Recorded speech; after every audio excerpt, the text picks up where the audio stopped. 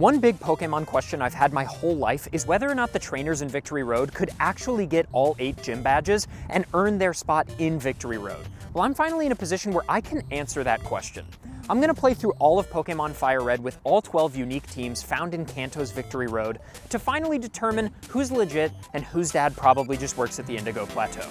This is the Victory Road Challenge.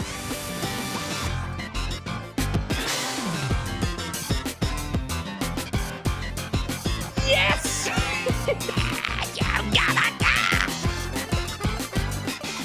No way! There's no way, bro!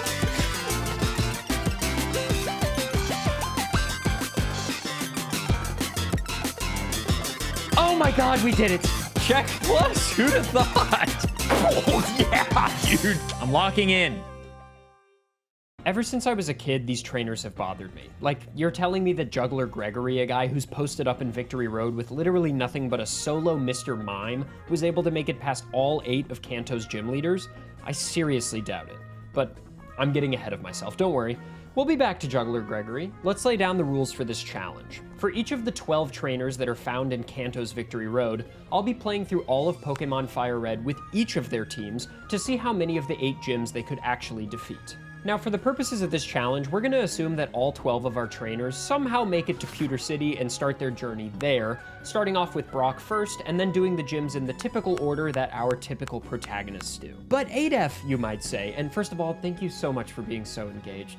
All of these trainers are in Victory Road and have teams in the 40s. What about all the early gym leaders? They're going to be way too easy with these teams. And you're absolutely right. This is where the math comes in. We need to come up with a way to scale each of our 12 teams fairly such that each gym battle is an actual challenge. For example, let's look at Pokemaniac Dawson. Dawson has a Charmeleon, a Lapras, and a Lickitung, and they're all level 40, which is obviously far too strong for Brock. But here's the solution my Twitch chat and I came up with. We can assume that whatever level a trainer's team is in Victory Road, that's probably what their team looked like when they challenged gym number 8, Giovanni, since that's right before Victory Road. So we'll use that as our baseline and scale back from there such that each gym has a level cap for each gym battle unique to each team. That way, we won't over-level and make the gym battles way too easy. To do this, we'll use a constant of proportionality. Dawson's team is level 40, and Giovanni's highest level Pokemon, his ace, is a level 50 Rhyhorn. If we take the ratio of Dawson's team's level to Giovanni's ace's level, we can use that ratio to inform how we should scale Dawson's team throughout the game. 40 over 50 is 0.8. That is our constant of proportionality that we can use to multiply against the other gym leaders' aces to get our level caps. So if we look at, say, Misty's ace, which is a level 21 Starmie, we can multiply 21 by 0.8, our constant of proportionality, and get 16.8. We can round that to the nearest whole number, and boom, we have Dawson's level cap for challenging Misty's gym, 17. Okay, we have our method for determining the level cap for each team against each gym. Now, the next rule with these level caps is that I need to mimic the trainers' teams as closely as possible to make this test as accurate as possible. I'll be crafting each of these teams with specific modding tools very carefully to make sure they're as accurate as can be every step of the way. This includes IVs, or individual values, which are determined by trainer class in Generation 3. So, for instance, the cool trainers have better IVs than the jugglers, and so on. And more importantly, I'm able to mimic the movesets. Some of these trainers have questionable movesets, but I'm not here to judge their decision-making. I'm just here to find out if their decision-making was good enough to qualify them for entrance to Victory Road. And also, I will be judging their decision-making. So if, for instance, oh gosh, I don't know, cool trainer Naomi decides that her Ninetales should get rid of Flamethrower, I also have to get rid of Flamethrower, as emotionally difficult as that will be. In order to keep the teams exactly how I want them, and crucially to prevent gaining any EVs or effort values, I will be using a modified version of Pokemon Fire Red that prevents all experience gain. Then I'll mod in a bunch of rare candies so that I can level up every Pokemon to the new level cap right before each gym leader. If a Pokemon is trying to learn a move from level up, and that move is on their final moveset, I have to learn it no matter what. Otherwise, I can keep the movesets in a bit of flow until I learn all 4 final moves. The other slots are open for any other moves they learn from level up until I have to teach over them. TMs, however, are a different story. If a TM is given by a gym leader like Water Pulse from Misty, it makes sense to me that they should be able to use it since any trainer that beats said gym leader would be given the TM. Other than that though, I'll be avoiding TMs if at all possible. Also, if a trainer doesn't evolve their Pokemon, I can't evolve it either. Pokemaniac Dawson doesn't evolve his Charmeleon into Charizard, even though that would make this way easier, so I can't evolve it either. The final big rule is that I want to avoid using healing items as much as possible. The reasons for this are twofold.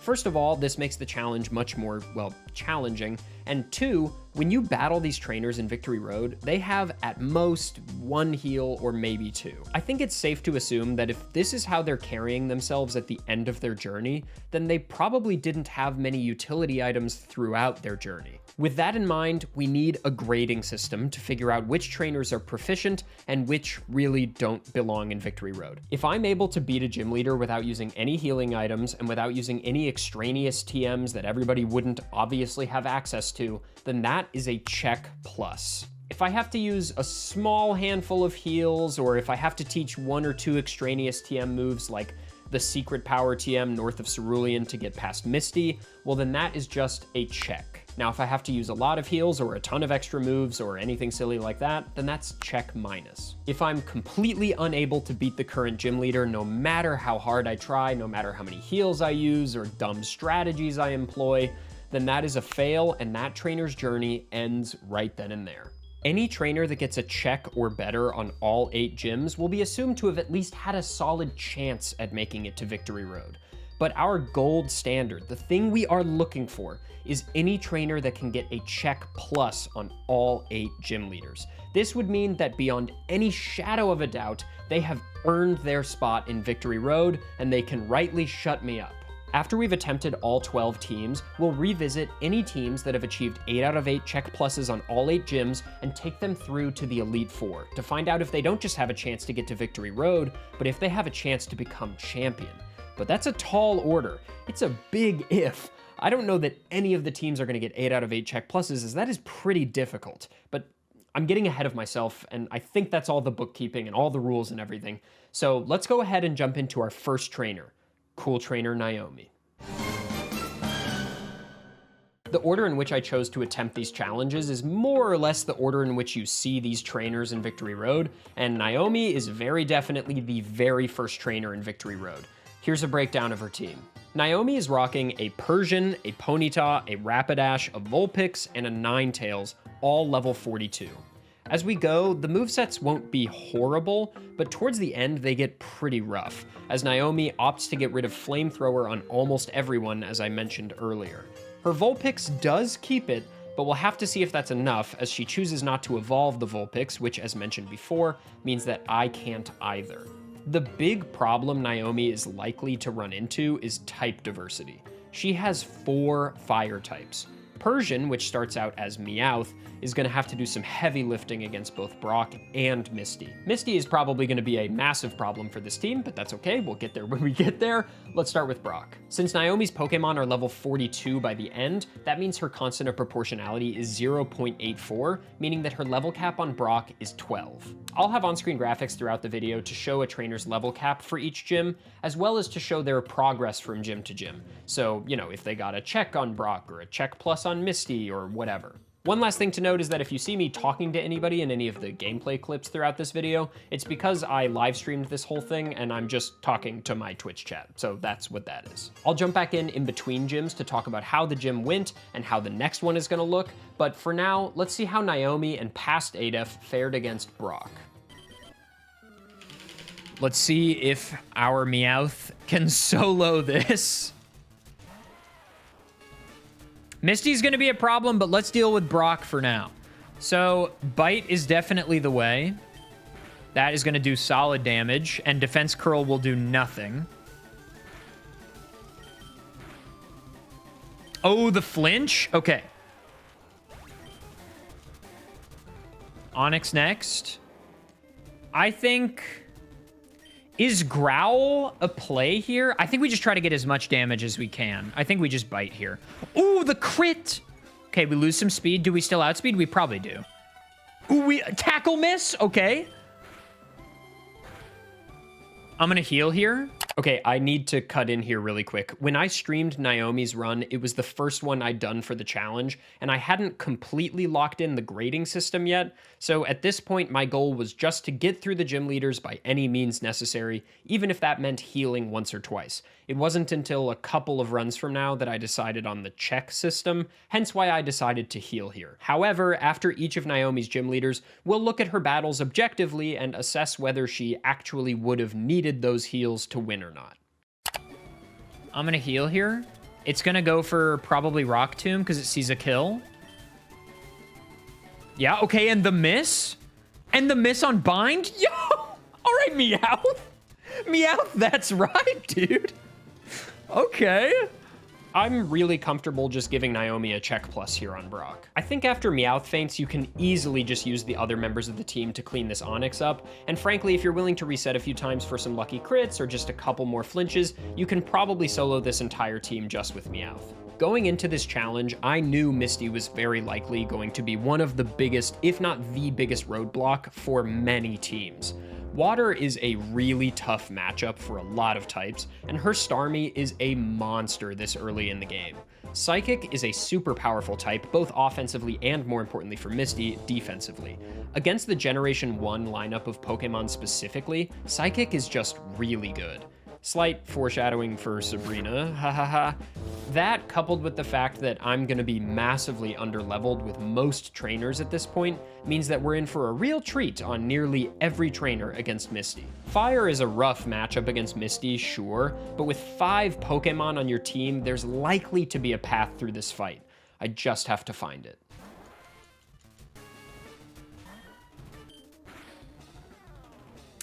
That's a lot of special defense. I think we just have to keep using Bite here. That is a lot of damage. Recover! Recover, bro! No, no, no, no, no, no, no. Recover is really bad. Recover is really bad. So yeah, about that path I mentioned. Turns out it was pretty hard to find, but I was dedicated, for science, to figure out if this was winnable. 4 fire types and a weak Meowth against Misty's team was just awful. What you're watching sped up right now is nearly an hour of me attempting fights against Misty where I'd change order, I'd change the moves I used and in what order, etc, etc, etc. I'll do you a favor and skip right to the final attempt when I was truly at the end of my rope. First, I found out that I need an early burn on the Staryu, and then I sack the Vulpix, hoping for a little bit of bonus damage from Quick Attack. I then switch in Meowth, to whom I eventually taught Secret Power, and hope for a paralyzation from the move. Obviously, teaching Secret Power disqualifies Naomi from Check Plus here, but this fight was nearly impossible without Secret Power and without heals. I'll now hand you back over to me in the past, as I get a great opening on Starmie. Was that crit or just a really high roll? That might have just been like an Omega high roll. I could get a second chance at the para, actually, I just realized. I can get a second chance at the para.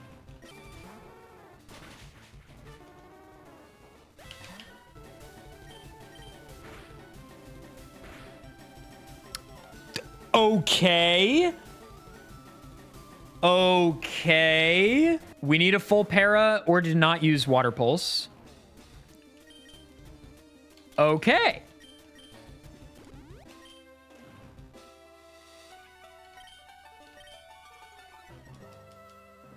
Okay. Okay, now hang on. Does -2 kill here? Does -2 kill here? I think it might. I think it might, dude. I think it might. I think it should go for Water Pulse here. That's -3. Yeah, okay. Okay, hang on. We might be good. We might be good here. Nice. Okay. Okay. Yeah, so this is a textbook check minus, but that doesn't mean I'm not proud of it. I worked hard for this check minus, okay? But what I didn't know, as this was my first attempt out of all 12 trainers, is that there's gonna be a lot more, even more difficult and weird, puzzling, challenging battles just like this one. So strap in. Hi there, this video has completely consumed my life for the last few months. I've literally been editing or writing or researching on planes, in hotels, on family vacations. It's been a lot, but I'm really proud of it, and it's been a true labor of love, and I really hope you're gonna enjoy it. And if you're already enjoying it, please consider subscribing. I very intentionally didn't take any sponsors for this video because I really didn't want to have to sacrifice anything. And that's partly because I do everything myself, from writing to researching, editing, filming, literally everything. So subscribing is a really great free way to support me. I've got more really cool, highly produced videos on this channel that ask weird Pokemon questions like this one does and combine Pokemon with math and science. And I've got a lot more awesome videos in the pipeline for this year that you definitely don't want to miss. So please consider subscribing, and I genuinely hope you enjoy the rest of the video. Anyway, back to Naomi's run. Okay, Voltorb has Shockwave, Tackle, Screech, Sonic Boom. Sonic Boom is an issue. I'm already out-leveled. Good.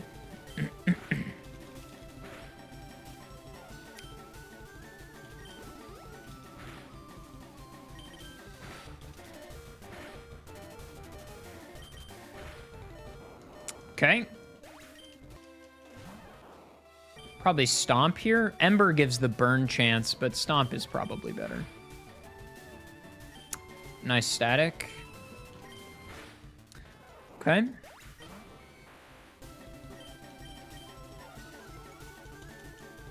Okay, huge. You have a full heal? How many do you have?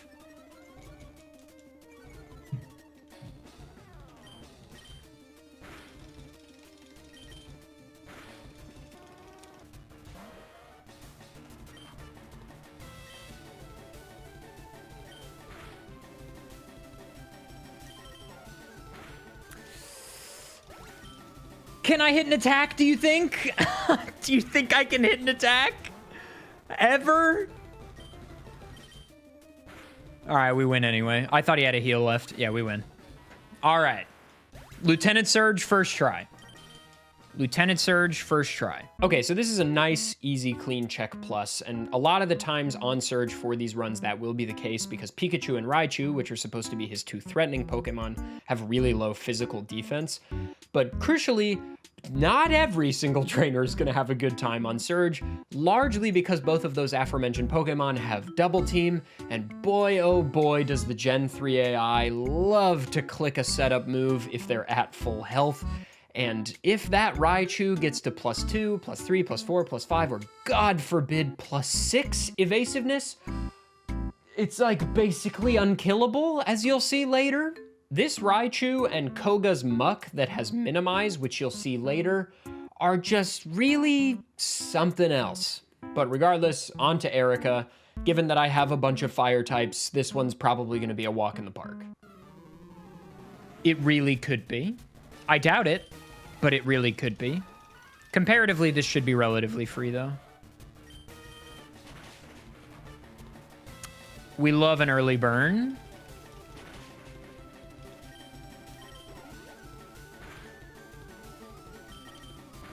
Got one of the potions out of the way. Cool, one down.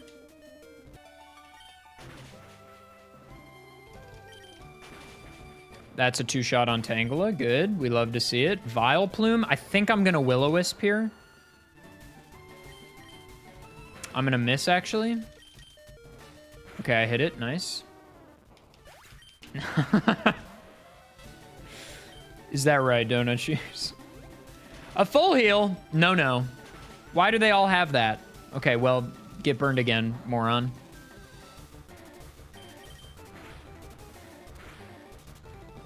All right, first try, Erica.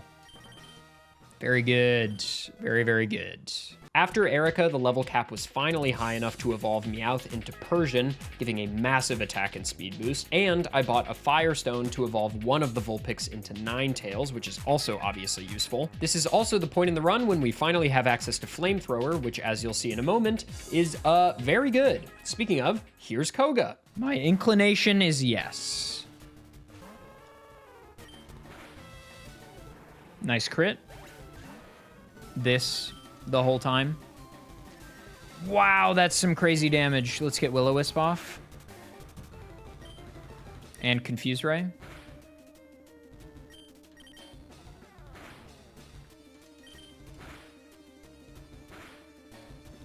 Nice, that burn was huge. That burn was really huge.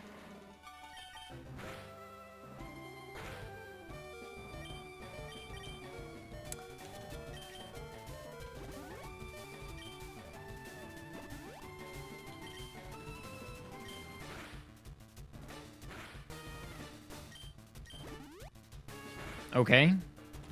That's both hypers. We should be good now.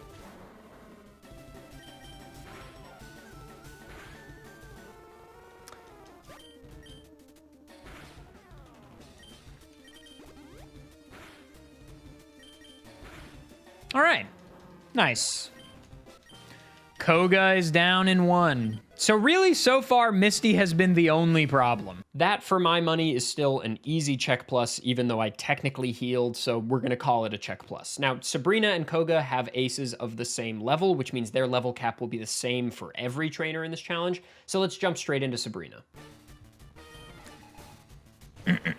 Okay, this is gonna be a bit of a challenge, I think. Not anything crazy, but... Okay, that did more than I thought it would. I'm gonna Payday and then Secret Power. Nice crit. That had to have been a crit, right?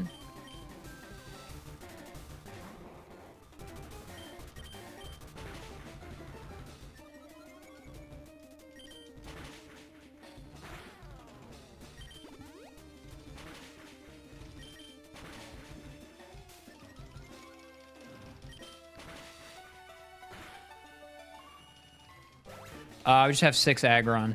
Easiest question of my life. Okay, this is not going so good after those early crits, it should be said.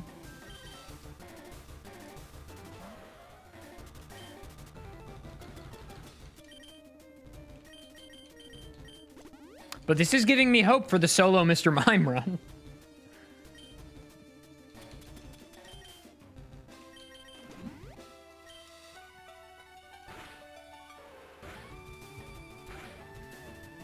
That's so much damage. It's doing a lot more than I thought it would.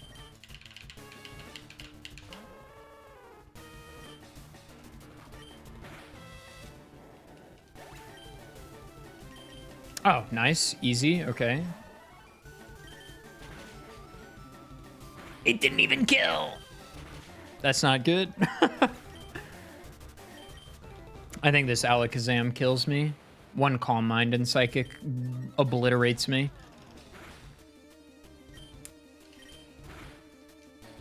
Yeah.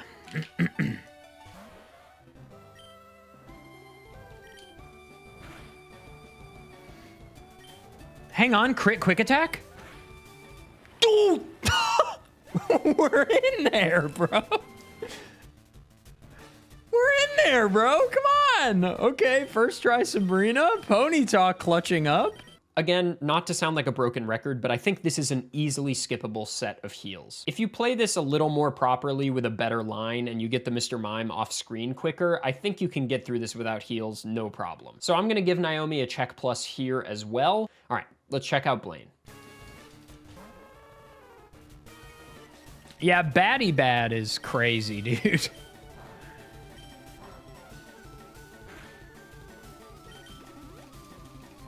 Hyper Potion 1.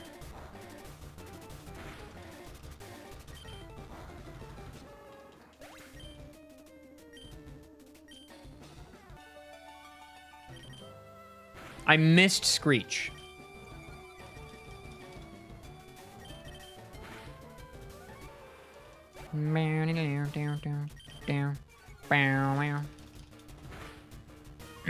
I think Screech is gonna put in a lot of work here. My Rapidash versus yours. It will be faster, but I will use... I'm faster? Oh, he has 0 IVs. Yeah, that'll do it. Always forget about the badge boost. Level 47? Woo!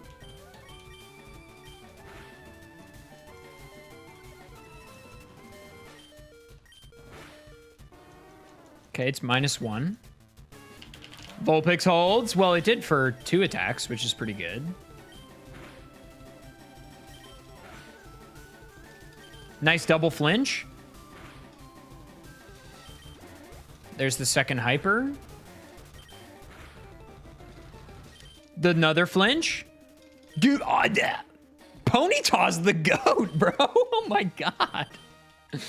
Okay, we take those. We absolutely take those. That's a check plus, clean as they come, which means we're also now up against our 8th gym leader on our very first trainer, which is kind of huge. We don't have a flawless report card so far, but we're doing pretty good. Now, Giovanni is obviously going to be a small problem for our team as ground pretty hard counters fire, but I think we've got a chance. Additionally, however, now that this is our final gym, that means our Pokemon are all in their final forms, which means we also have our final movesets on our entire team, which in Naomi's case is just not great. I'm gonna drop you into the Giovanni attempts after easily 20 minutes of attempts already. One of the biggest problems being if Ninetales just kept Flamethrower, this would be really genuinely so easy. But anyway, here you go. Yeah, don't ever hit yourself in confusion. I missed again. Brother, please. Brother, please. Then this would be free, dude.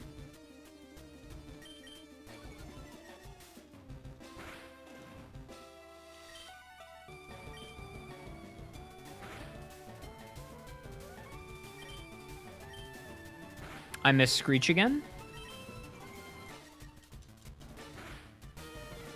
He'll heal here, which is what I want.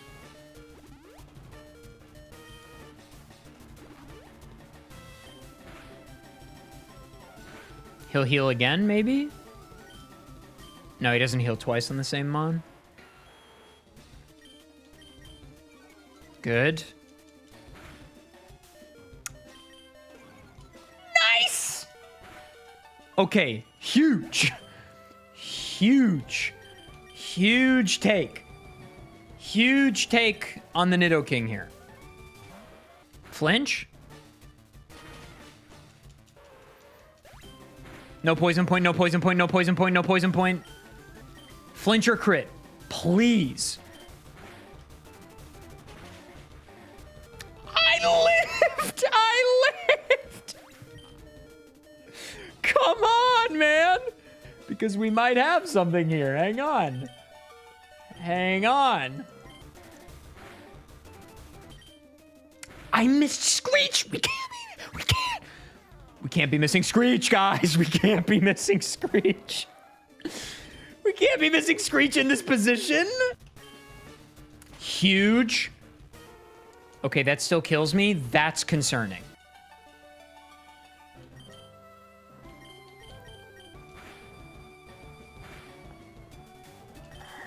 Okay, hyper. We're dead to crit anyway. Yes! Yes! Yes, dude! Oh my god! I think you can probably get a check without too much difficulty here in a couple more attempts, but check plus would be really difficult on this one. I think it's possible in a situation where you're willing to reset a bunch more times until you get a bunch of lucky crits and or a bunch of lucky statuses and or a bunch of lucky move choices from your opponent. But that's going to require so many more resets, and at that point, is it even really check plus? I don't know. So that means Naomi's report card, as it were, looks like this. Not stellar, but really not that bad. The lack of type diversity really went on to bite her, but she managed to kind of get all 8 gym badges, which is not something that can be said for every trainer, as you will soon see. So we take those. All right, who's next? Rolando's team is fascinating to me because it's like almost really good.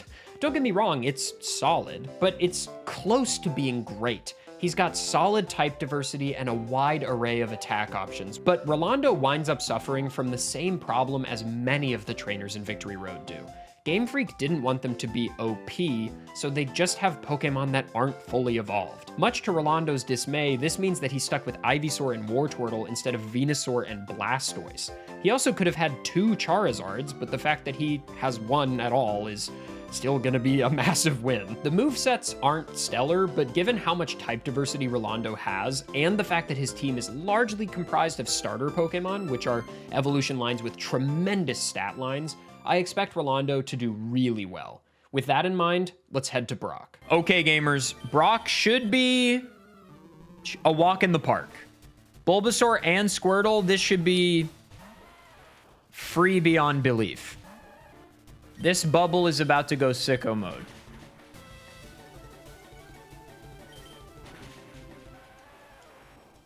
Again, no EXP. Okay, yeah, we're fine. We're fine. Okay.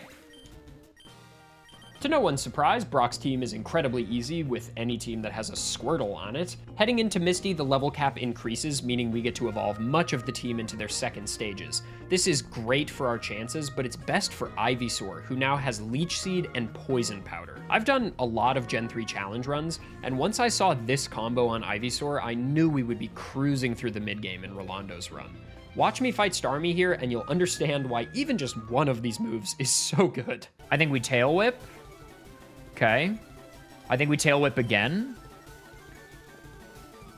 I hate to say it, but I think this is a stalemate. Nope, okay.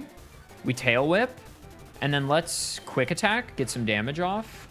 It's -1, okay.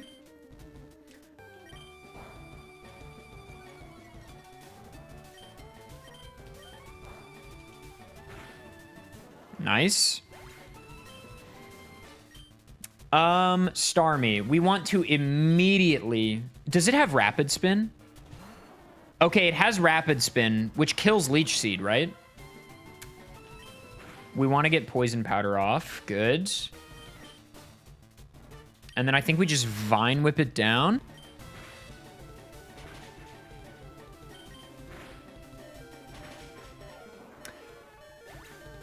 Even just Poison is so good here. Chip damage is just so strong and easily leads to a check plus here. If you've got Leech Seed and Poison Powder set up, that means that not only are they taking double the amount of chip damage every single turn, but they're also healing you for some of that chip damage. So like, yeah, Leech Seed and Poison Powder, super good. For another example of this, let's see Rolando take on Surge. Water Gun here. Interesting.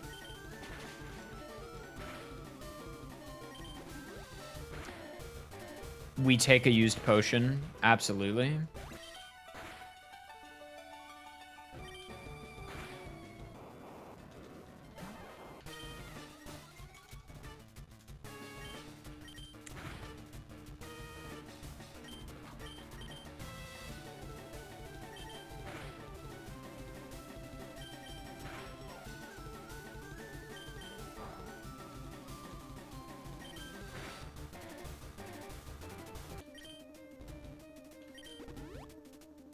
You have a full heal? Okay, I'd like to get Leech Seed off here. That's not good. Okay, that's huge. And then let's try to get a Poison Powder off. Excellent, we're chilling. That Shockwave did a lot. I mean, Raichu is very good compared to where this is in the game, but... GG. I'm telling you, dude, Leech Seed Poison Powder goes so sick. So that's 3 badges and 3 check pluses, which is really good. We're kind of cruising. As you can see, there's not really any Pokemon that can stand up to all of this chip damage all at once. But with that in mind, let's head on to Erica, whose team largely counters the use of Leech Seed and or Poison Powder. Not great damage. We're okay so far.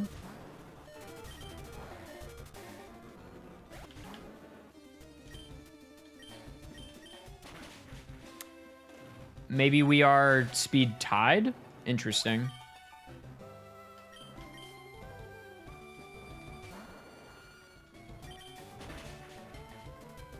Would love a burn. Nice crit. I mean, that's just gonna happen sometimes.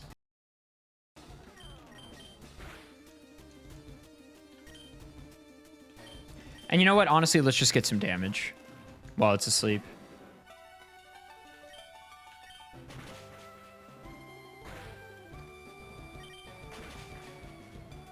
You are so joking, dude.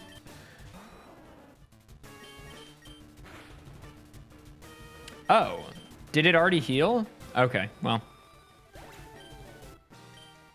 Okay, so yeah, Erica took a few more attempts than I would have liked, but we're through with a check plus, baby, and that's all that matters. Weirdly, as you'll see throughout this video, Erica turns out to be like kind of a menace. Her Victory Bell and her Vileplume are just really high level and very strong for this point in the game.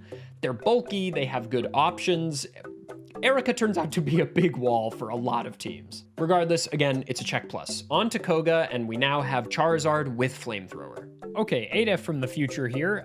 There were a lot of alerts and I was playing music, so this portion of the stream is basically unlistenable in a YouTube video, so I'm just gonna give post commentary. Flamethrower cleans this fight up really nicely. This burn on Muck is obviously huge.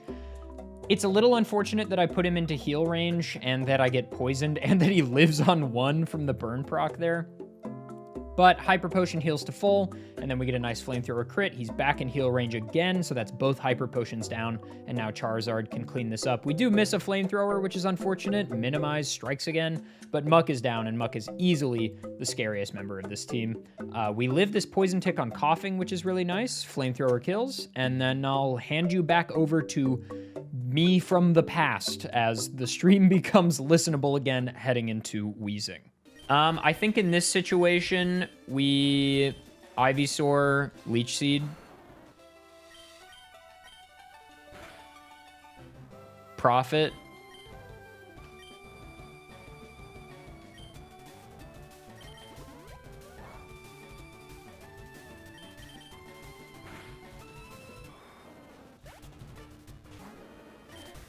It's a little convoluted. All right, Koga was free.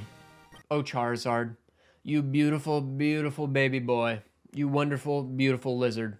Literally made this fight so free. Easy check plus. Mwah, mwah, mwah. I love Charizard. He's so beautiful. Imagine if we had 2 of them, Rolando, please. Anyway, we're 5 badges in with 5 check pluses. Surely that stops with Sabrina's team, right? Get the Combine! Actually, yeah, let's get the heal off now. I'm fine with that. I think she has 2, probably.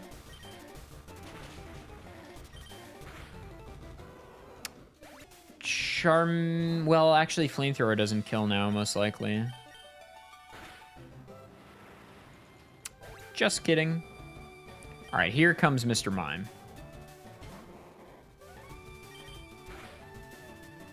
Decent damage, actually. Nice crit. And then Venomoth? I mean, come on. What's up, Atarik? How's it going, dude? Okay, Charmeleon. We're going to open Flamethrower on Zam because we don't want too many Calm Minds to come out. With Charizard, that is. Yeah.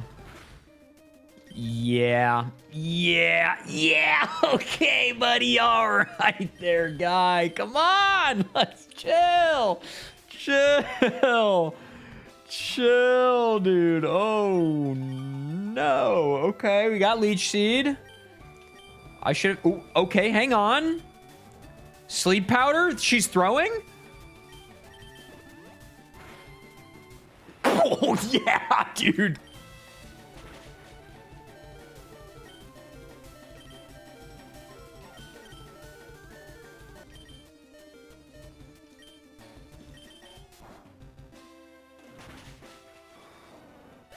I think Water Gun kills from here. Do we outspeed? Probably, right? Yeah, okay. Ponyta, we're gonna War Turtle as well. We're gonna hope Water Gun puts in some heavy work here. And it has bounce. Please don't paralyze. Thank you. Rapidash, we're just gonna Water Gun again. Nice Fire Blast miss. Did more than I thought. That's a heal. We'll take the damage.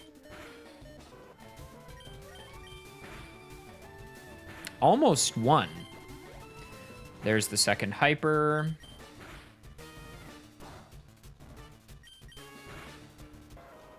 Arcanine is going to be a bit of a challenge, but we're going to throw out Raticate and Super Fang immediately. Does Fire Blast kill me here?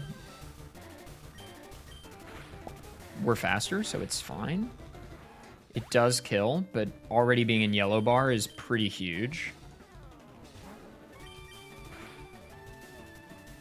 Oh, takedown is really nice for us.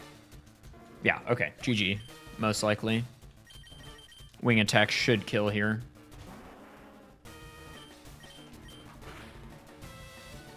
Bah! Okay, all right. Lived on one, but we're fine. We're fine. And Blaine is a check plus as well with relatively few issues. We are now just one gym leader away from 8 out of 8 check pluses on just our second trainer. Something I said would be like really difficult. Can Rolando do it? Nice, we outspeed and it kills in one.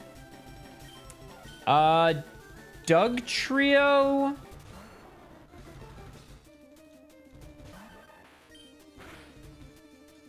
Surprised that doesn't kill me, honestly.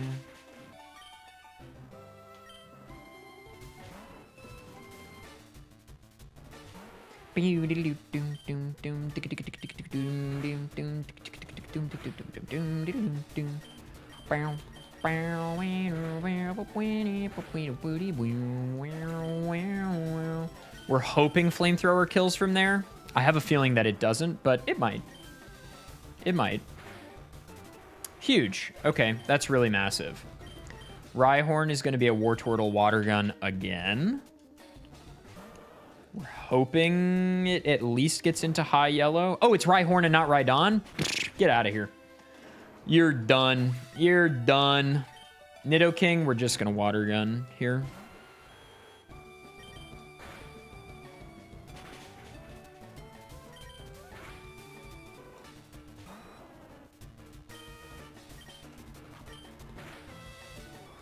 Yeah.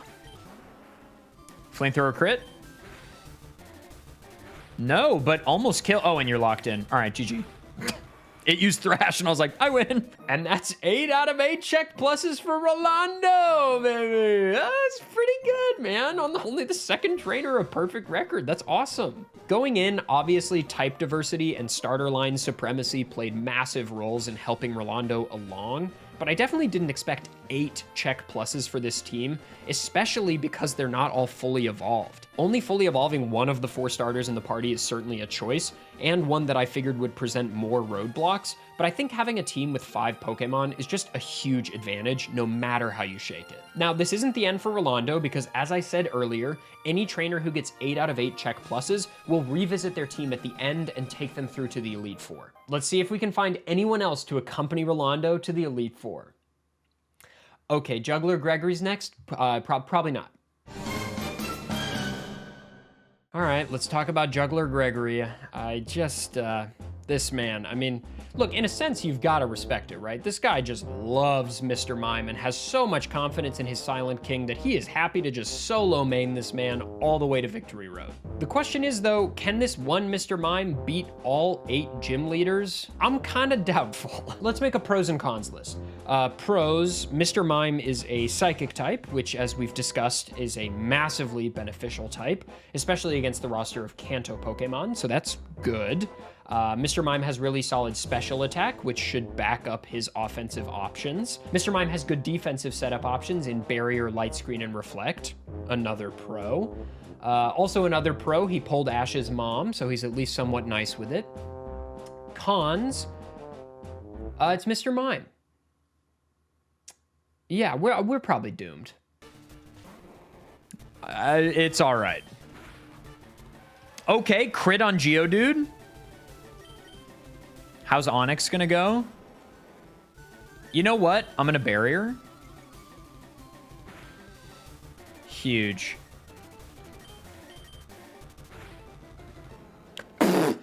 Okay, I mean, if we crit every move... If we crit every move, we'll win. Okay. I don't know what I was expecting, but Brock is an easy check plus. I mean, he doesn't have much special defense, and I didn't really think about the fact that Mr. Mime would have confusion this early, but it's easy as they come. And yes, there were crits, but you don't need them. But surely Misty's Starmie is going to be where this dies, right? Juggler Gregory versus Misty. It begins. We light screen. Harden is really bad for us. We're probably just going to be pacing here. That's +2. That's good for setup. It's Gen 3 Smart AI, so it... Okay, it doesn't continue. 4. 5. I need to set light screen back up. That's 6. Oh, right! Staryu is solo water type. Okay.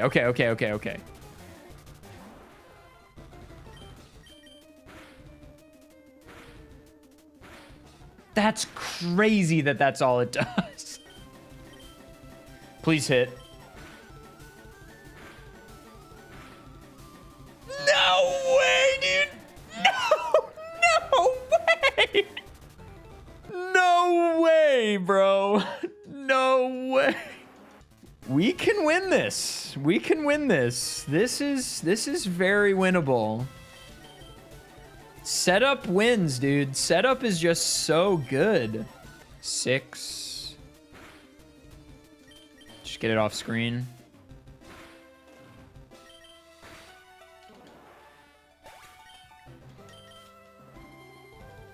Okay, then we heal.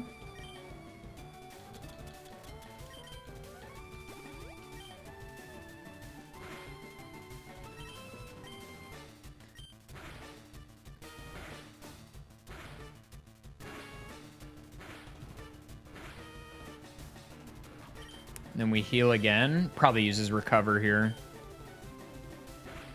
Does not use recover. Give me a crit. Yes, dude. Okay. Okay. Juggler Gregory. Whoa, I didn't know you were nice like that. 2 super potions? That's all it took? That's like check territory. That is not check minus. What is happening? Okay, but Surge's Raichu is going to be the problem, right? 1 and 3. 1 and 3. I said Surge's Raichu. I said 1 and 2. Brother. Lieutenant Surge. Okay, yeah. We need to talk about the trash can puzzle. Low-key, this was stupidly one of the biggest walls for like every single run that made it to Lieutenant Surge's gym. This puzzle is so dumb. The fact that it's relatively unchanged across all of the times they've remade it is so nuts to me. It's so bad. It's pure luck. It's awful. Anyway, onto the battle. I mean, presumably he opens Sonic Boom, right? Shockwave opener, okay.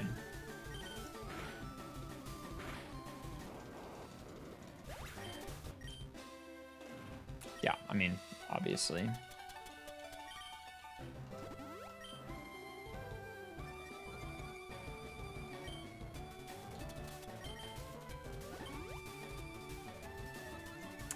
Yep. Oh, wait!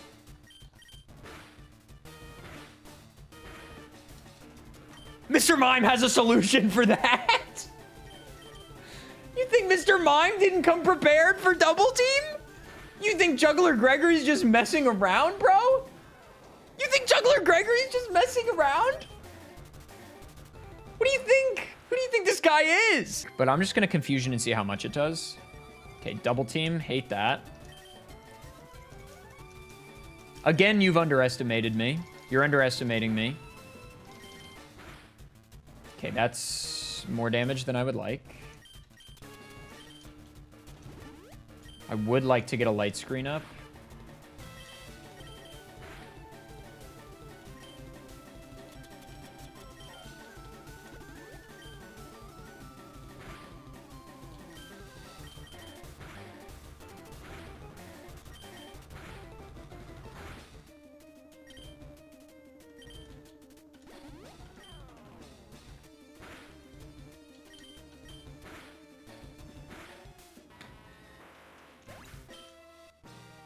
I mean, let's absolutely go. Okay, so like obviously that was a lot of heals, so it's a check minus, but again, somehow we are through the fight. Also, right after this, I went to Saffron City and got Psychic from Mr. Psychic. Mr. Mime learns this move naturally a bit later, but we need all the help we can get right now, and this is a strict, massive upgrade on Confusion. This is a TM that I would expect every trainer to reasonably technically have access to, as Mr. Psychic is basically ecstatic to just give it away, so I'm comfortable using this TM in certain situations. All right, time for Erica and Koga, who are both super weak to Psychic, and ideally should be totally fine, and ideally should be check plus for Juggler Gregory. Down. All right, Psychic. Really should have recovered PP before this battle, but it is what it is. Psychic. Let's open double slap. I missed.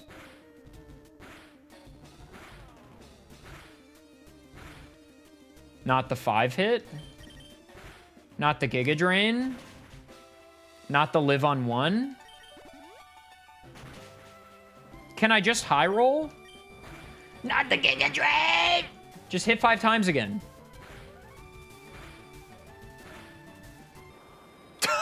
Double slap the goat! Double slap the goat. Double slap the goat! This should one-shot everything.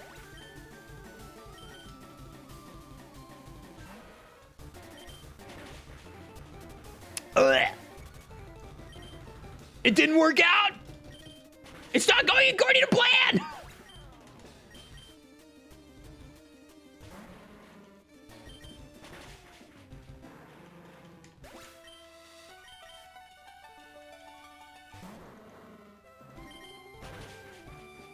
All right. It was 1 extra turn, 2 extra turns or so. That is 5 badges for this solo Mr. Mime team. You gotta give it up for Juggler Gregory. Credit where credit is due. I did not see this coming. But this, my friends, is where this run absolutely dies. Every Pokemon Sabrina has fully resists Mr. Mime, not even to mention the mirror match we're about to have to endure that no man should ever have to witness, that also low-key sounds like a Supreme Court case from a country made up of only clowns. Mr. Mime v. Mr. Mime. I firmly went into this run expecting this to die to Misty, and yet my man walked away with 5 badges. You simply must respect it. I am a Mr. Mime believer now. Blackbelt Daisuke is an interesting one because he is the first and only trainer that will have held items on his team. I'm not going to use held items on any of these teams unless the trainer in Victory Road has them. Daisuke has 3 black belts, and they're on his Machoke, and his Machop.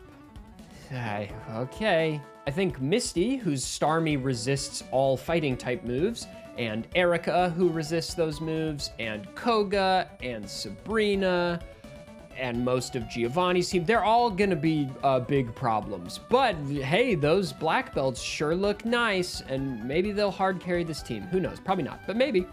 But regardless, we have to get through Brock first, which should be easy, given that these are fighting type Pokemon. Don't think I need to save. Don't think I need to save. I think this is gonna be fine. I think we're gonna be, I think low kick decimates Onyx.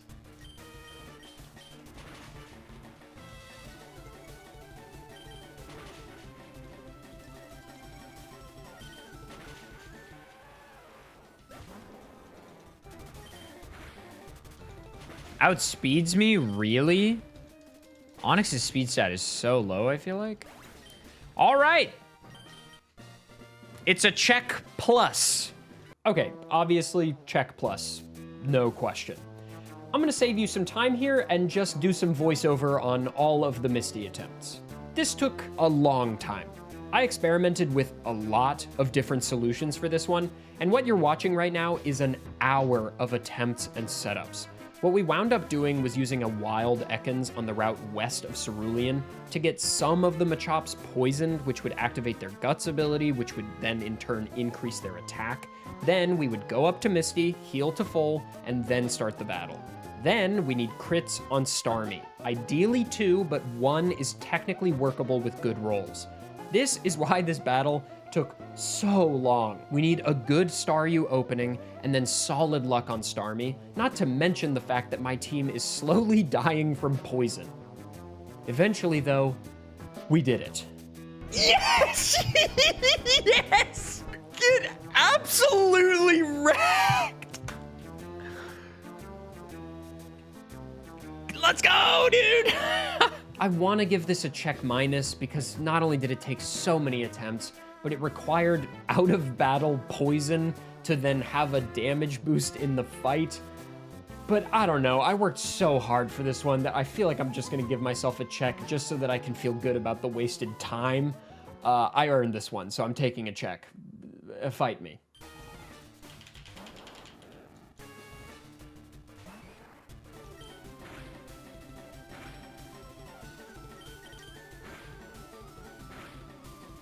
Okay, Karate Chop is a little better, actually. Okay, Karate Chop is a 2-shot. That's good. That's good to know.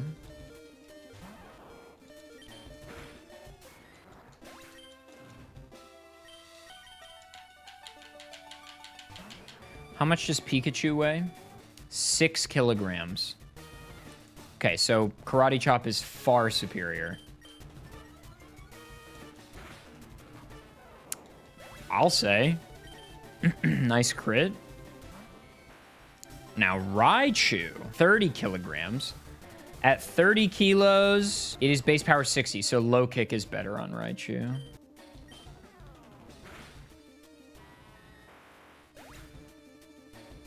I mean, I think we win that anyway. When it paralyzed me there, I think its fate was sealed because of Guts.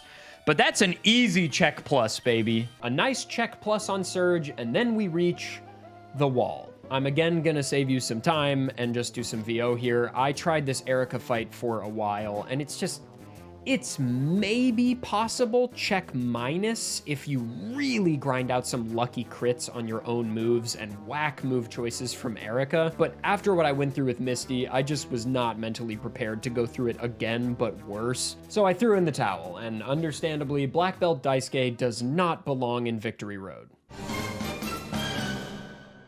Tamer Vincent, si vous pouvez. Oh boy.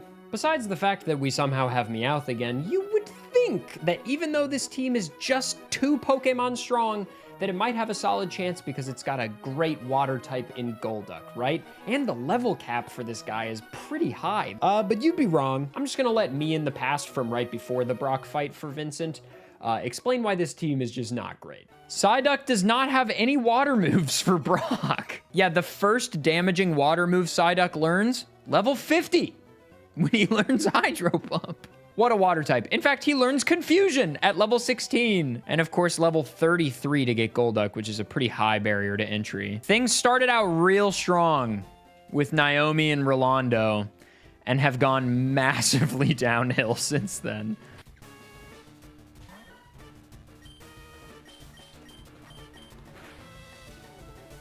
The flinch? The crit? Well, I can crit too.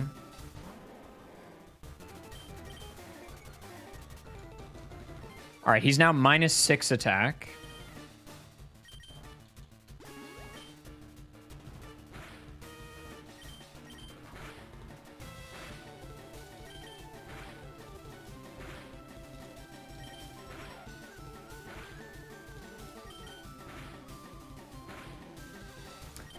All right, it required 2 potions. It required 2 potions, so it's a check, but not a check plus. So yeah, check on Brock. Naomi got a check plus, but that was because there were 4 more Pokemon you could swap into instead of healing. But here, there's just no... Psyduck's just not going to do it, which means you need a bunch of lucky crits or flinches with Meowth. So it's a check, knowing that it could be check plus, but you probably don't want to grind for it. Psyduck just isn't a value add, despite it being water type, which is so unfortunate. And with that in mind, let's see Misty. Just for kicks.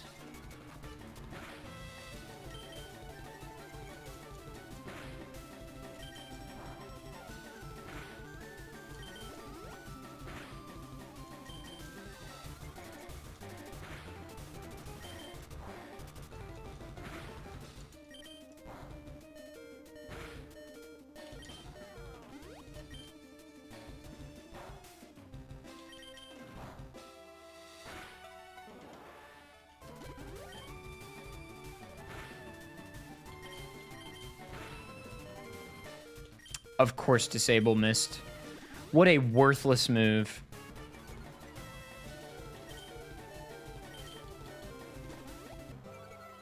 That's what, -4? Yeah. Let's go to 6, why not? Well, technically, if I never get crit, if Psyduck doesn't get crit, Psyduck can solo this. Let's go, Psyduck! I'm sorry I ever doubted you, bro! that feels so cheap. Does that even count, bro? I used 11 super potions. Yeah, so not great. A ton of potions, but Psyduck did somehow like hard carry this, which is really weird, but a check minus nonetheless. Regardless though, we now have Water Pulse as the TM from Missy's gym, which means Psyduck can finally have a water move, which means Surge should be totally fine, right? Wow, that does a lot of damage.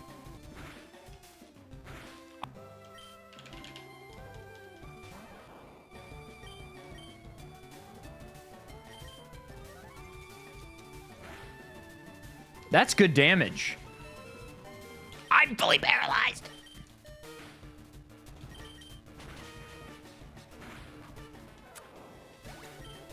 Okay. Shockwave from Raichu kills me for sure. Not Quick Attack, though. Shockwave does, especially from that. Paralyze? Not the... Wait, I missed? It double teamed! Paralyzed again? Hang on.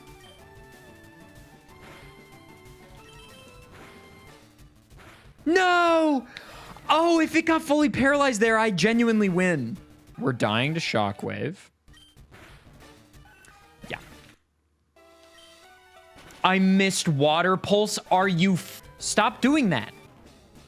Dude. Oh my God. Come on, man. What are we even doing? Every time I get even a chance. Yeah, so after nearly winning on my second try, like 20 plus minutes of attempts on Surge with this team told me all I need to know.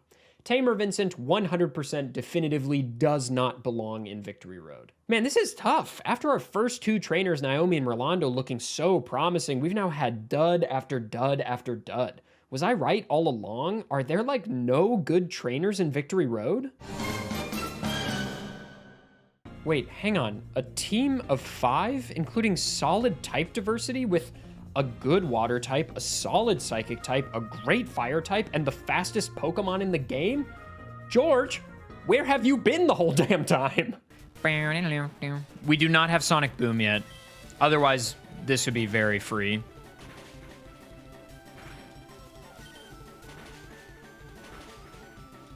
But this should be fine.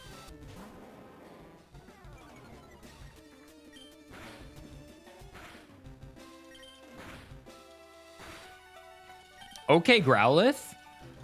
Okay, and he's just not using a rock move? All right, Brock. See ya, dude. That's a check plus, baby.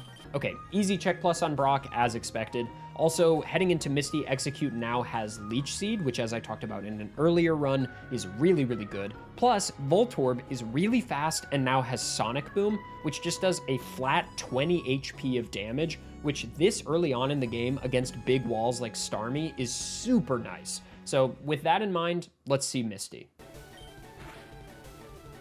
Dude, it's a 2-shot. Freest fight of my life. I mean, I'm just gonna Sonic Boom again.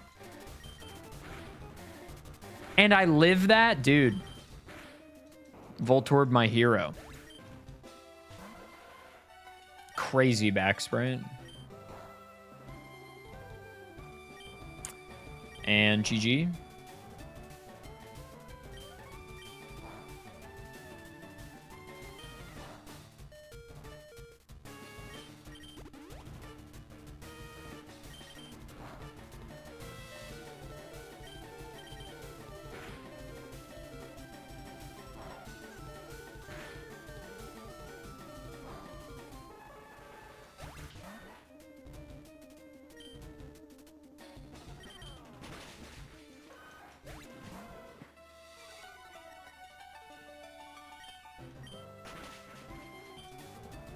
Dude, I'm telling you, Leech Seed, unstoppable. It's incredible. Voltorb v Voltorb. I will pick the better moves.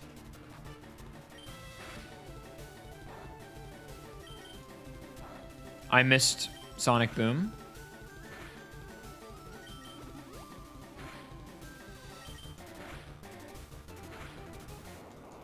That's fine.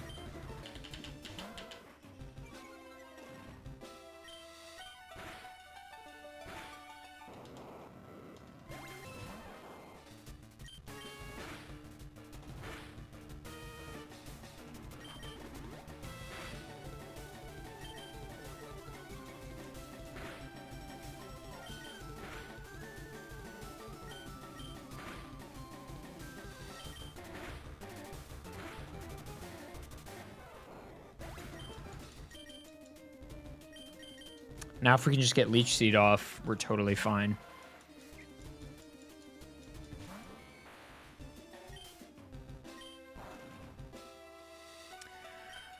Huge.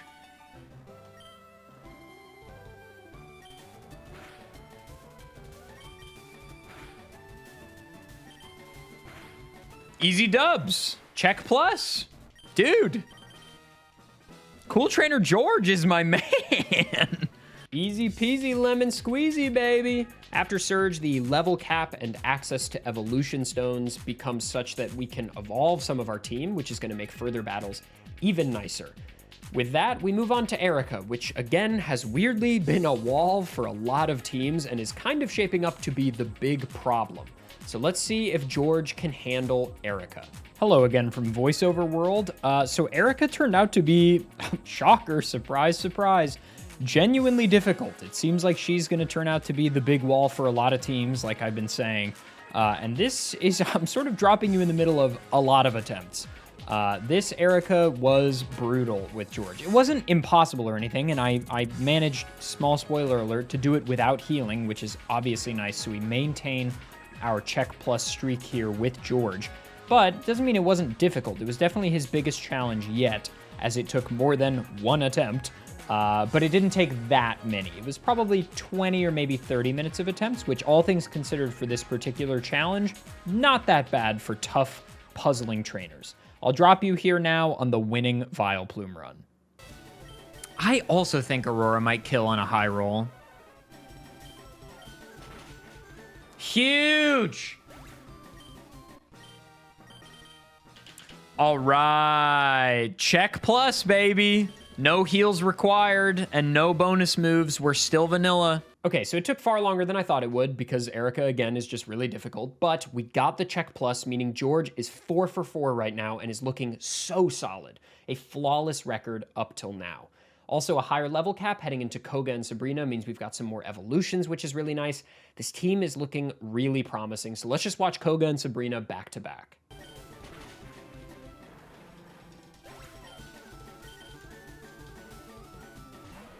This is gonna two-shot. Yeah. That's fine. That is so fine. You use acid armor all you'd like. Get rid of those hyper potions. Who needs them? Who needs them? Wheezing will also probably two-shot.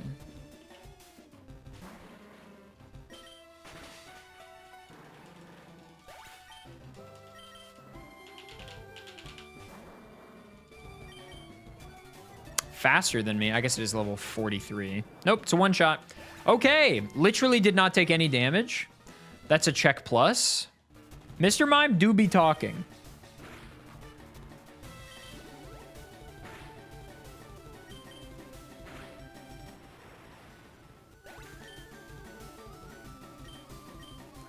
So maybe we open Arcanine and use Bite and hope for a flinch. Dude, what is wrong with his knees, bro? That's decent damage. Any flinch. Nice. And the hyper, okay. Nice crit. Huge. Venomoth, we stay.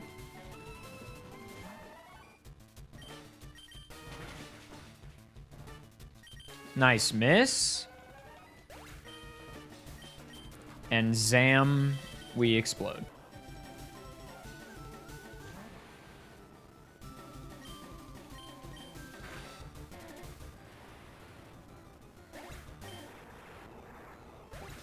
Check plus, baby.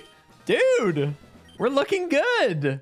The MVP of this team is really shaping up to be Voltorb and by extension, Electrode. It is fast, it had Sonic Boom early game, and now it has Self-Destruct, which is literally just a get-out-of-jail-free card for any Pokemon that's causing me problems right now. Like, Sabrina's Alakazam is by far and above one of the most threatening Pokemon in this entire challenge. I mean, I'm pretty sure it had its own Pokemon card, for God's sake, but it is nothing in the face of the exploding Pokeball. With that, let's head to Blaine. We're pretty under-leveled. Yeah, let's throw out a Spikes. Why not? That's why not. Because we got, bro. That's why not.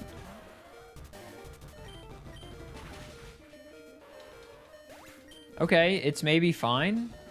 Rapidash surely outspeeds me. Oh, the miss! The miss, dude. Psychic kills, but I die to Fire Blast for sure. Not the burn. Not the burn, dude.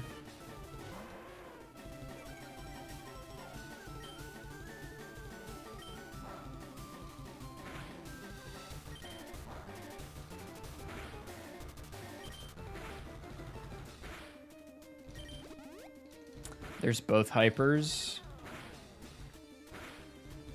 Nice crit.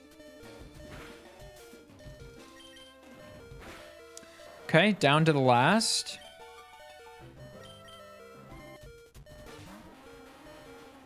Yeah, I'm just going to use self-destruct, but I need to make sure that I live a takedown if I need to. I probably died a Fire Blast from Arcanine, and Arcanine definitely outspeeds Electrode, so we have to hope for a miss or something. That's one Fire Blast eaten. But I need one of my mons to be alive. Double KOs don't work in Gen 3. Ty goes to the trainer, not me. Ooh! It lived! Okay. Exeggutor, I've never needed you to clutch up this bad in my life, okay? Exeggutor, I need you to live this Fire Blast and or just please Arcanine miss. Back to the drawing board.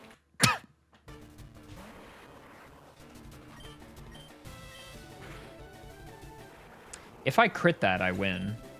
But, you know, that's asking for a lot. If I crit this, I win. That's not what I meant.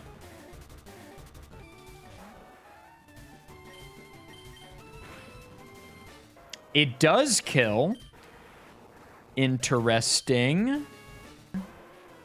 Arcanine v Arcanine.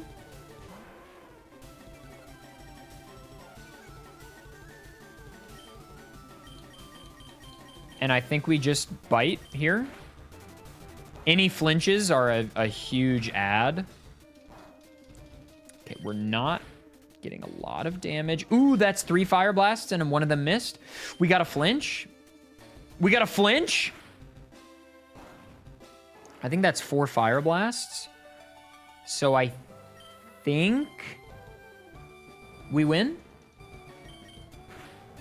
I'm pretty sure that's 5 fire blasts. Bite there, yeah. And we got flinched, so we're... we can still lose this now. Dude, come on. If bite flinches me or takedown crits, I lose. Oh. Never mind. Cloister got like 200 base defense. All right. GG's. Check plus on Blaine. Only 1 gym leader to go in this run, and we are check plus all the way through. 1 battle stands between Cool Trainer George and total domination. We'll see what happens. Does Aurora Beam kill the 45? Yes. Okay, that is a really good sign. And the level 50 is coming out because it probably has Rock Blast or something. And that one-shots as well. Okay. The only Pokemon we have that can't really do anything is Electrode here. And unfortunate that we're using Confusion and not Psychic, but it's still a clean 2-shot. That is a clean 2-shot, and that's bulkier than Nidoking, so that's actually huge for us. Thrash not even doing that much. Where's the challenge? I'm sorry. Where's the challenge? Okay, but Earthquake on Dugtrio is scary, and Dugtrio outspeeds a lot. Oh. Oh. Okay. Check plus, baby. Let's go, dude. Oh my God, Cool Trainer George, 8 badges. Not even it wasn't even really a challenge. Okay, 8 out of 8 check pluses. Let's go, Cool Trainer George. He now joins the exclusive club that was previously populated only by Cool Trainer Rolando of trainers with 8 out of 8, a flawless record, which means that we will be seeing George again at the end of the video to see if he can get through the Elite Four. I think in a lot of ways, George's performance is maybe a little bit more commanding than Rolando's, but with all of that said, that's 7 of our trainers down. There's only 5 left. Can any more trainers definitively prove that they either earn their spot in Victory Road or, like George and Rolando, go above and beyond? Despite the look of it, this is not a double battle. Ray and Tyra are one trainer battle, but make no mistake, they are a very cool couple. So cool, in fact, that they just saw you from across the bar and wanted me to let you know that they love your vibe. Can they buy you a drink? Just so you know, they won't buy you anything unless it's a gin and tonic, an old-fashioned, or what they call a good wine. You know, none of that Trader Joe's garbage. Like a nice organic wine, like a Skin Contact or something. They're just so cool like that. They went to France once. Don't you want to hear them say things like fruit forward, full body, or light on the nose? Wait, where are you going? Anyway, their team is not as bad as it first seems. I know it's only 2 Pokemon that share the same typing, and that's bad for team diversity as we've discussed, and it's not a very deep team, but we'll get access to Nidoking and Nidoqueen really early thanks to the fact that you can get Moonstones as early as Mount Moon, which is pre-Misty. And Nidoking and Nidoqueen are beasts. There's a reason that Nidoking has been the main of choice for Gen 1 speedruns for like a decade plus. Having a fully evolved Pokemon with this much base attack this early in the game is huge. Another benefit of these pokes is that Nidoran gets double kick really early, so Brock shouldn't be a huge issue at all.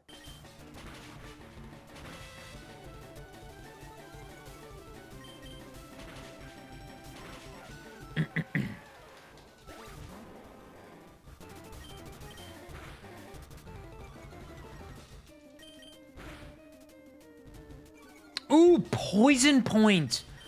I forgot we have Poison Point. That could be really useful, actually.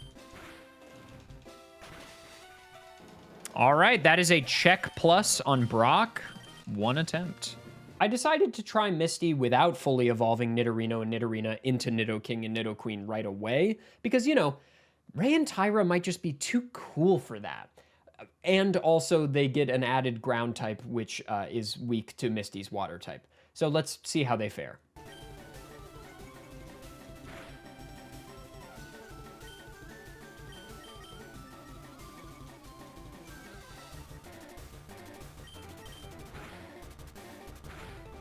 Of course, I'm confused immediately.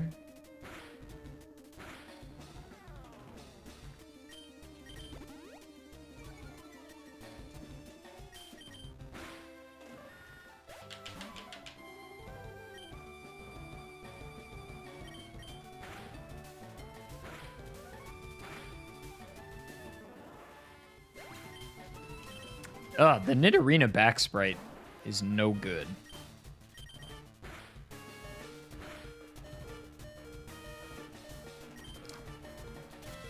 I mean, right now I can win with a check and not a check plus by just heal stalling. If I heal stall the poison down, I win. Can I win without that?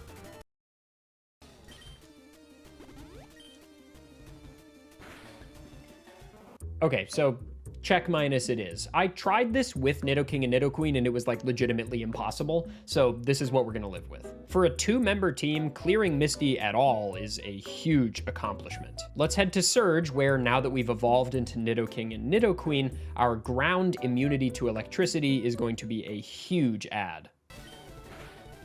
I think Body Slam is for sure our best bet, yeah. It's just a great move. Pikachu can't use Shockwave on us. It's just Quick Attack. Yeah, this is going to be fine. Kind of forgot. Electric moves don't work on us, so we're going to be just fine.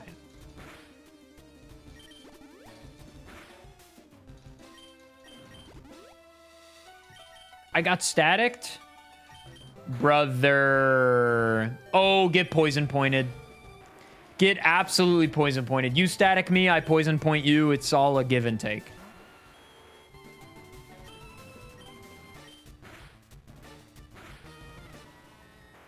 All right, well, that was free. As expected, check plus, free as they come. Will Erica, though, be the big problem she has been this entire video? This wound up taking a while. I had to use a lot of heals and had to use the Dig TM just so that our team could have stab ground moves of some kind, as Earthquake isn't available yet. We got through eventually, but it is a check minus for sure. Good.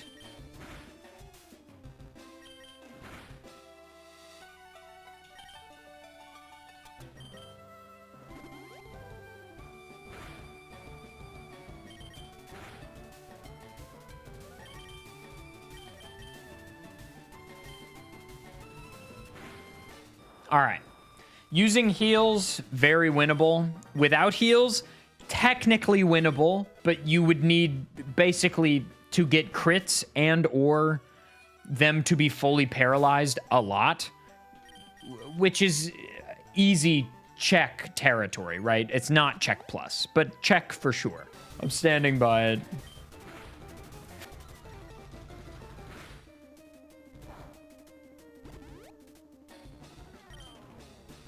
Why not?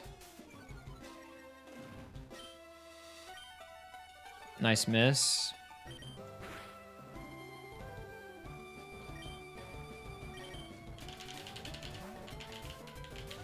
This one's going to be winnable, but annoying.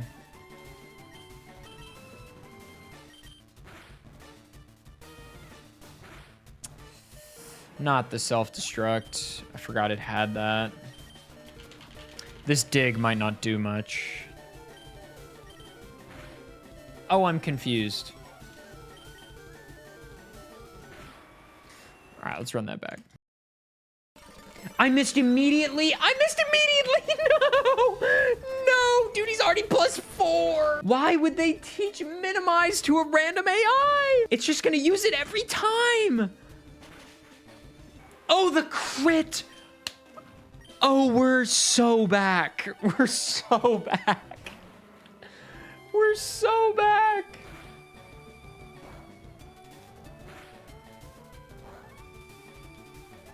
Oh, we're so back. We're so back, dude. We're so back. Nice crit. Well, we want a paralyze anyway, so... My God, that damage is bad. Ah, I missed! Okay, we cannot beef this here. We cannot beef this. We cannot beef this. We have been given an opportunity. Okay, check plus. Check plus on Koga. It sucks, but you can win it. Check plus, but I ask you, at what cost? Why did Game Freak make the puzzling decision to give Surge's Raichu double team? Why did they give Koga's Muck minimize? We may never know, but we do know one thing, and you can quote me on this. I think Surge's Raichu having double team is pretty much just definitive evidence that he's probably a war criminal. So, you know, take that or leave it. Anyway, we got through. On to what is obviously going to be the massive wall for this team. Sabrina. It might outspeed me, though. Okay, Calm Mind, that's fine. Good. Alakazam is the problem. It outspeeds me, and if it uses Psychic, I die in one, I think. We need a Paralyze. Nice crit. If it opens Calm Mind, like if that's scripted, we have a chance. There is no chance. Yep, that's the end of that. This team is weird because I feel like it's really close to being like one of the best on the list, but it just barely misses the mark. If this Charmeleon were Charizard and we keep Lapras, but the Lickitung were a better normal type like Snorlax, this would be a genuinely really threatening team. I'm not going to interject much on this one. I'm just going to let the battles speak for themselves, but suffice it to say, Lapras is going to need to pull through big time. Right? Like, how is this not just super easy? Especially since it's Water Gun and not Bubble. Oh no, Hawkwing. All right, yeah. All right, we scratch here. Okay, that's not great. Water Pulse kills on crit. Okay. I don't want to reset immediately on my first attempt.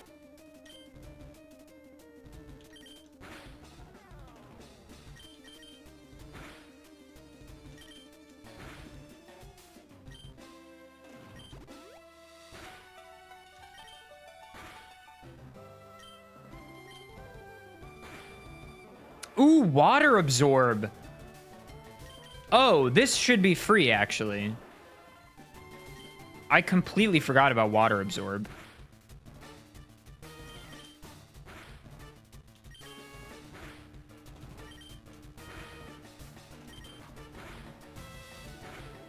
All right, check plus. Easy first try.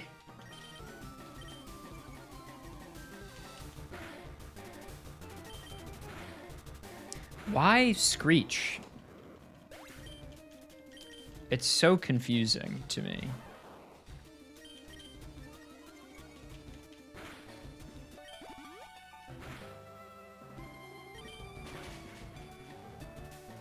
That should bait the full heal.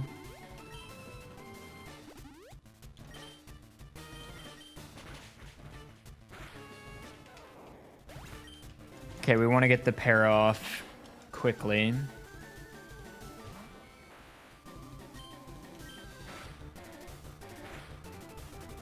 Nice.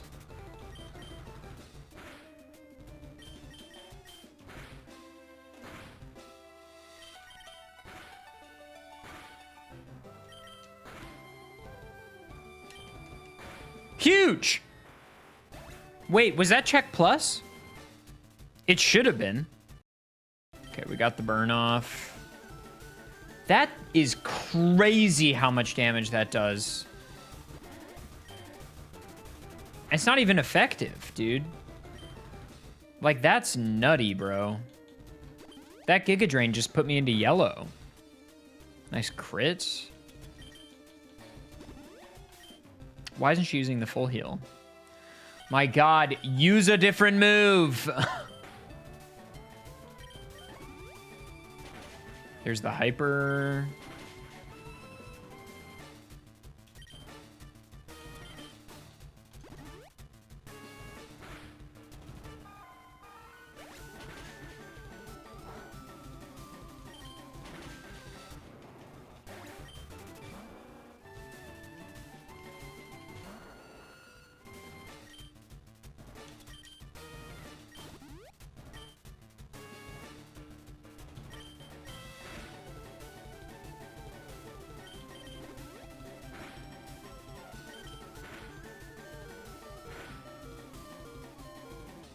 Yeah, I'm not going to heal stall it. Yeah, that's what, like 3 Giga Drains or something?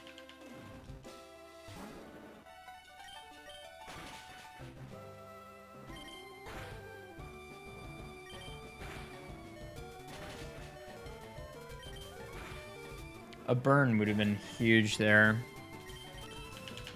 All right, our best hope is a paralyze or a crit. Well, if we outspeed, maybe Sing is the play. 55, a little better than a coin flip. Nice. Huge. Nice crit. We stay in. We haven't even seen the wheezing yet. Can a brother get a burn? Thank you.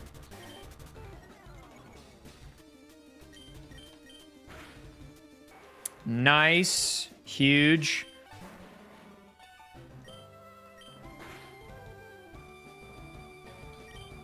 I think we just sacrificed the Lickitung here to the self-destruct. But everybody is badly poisoned.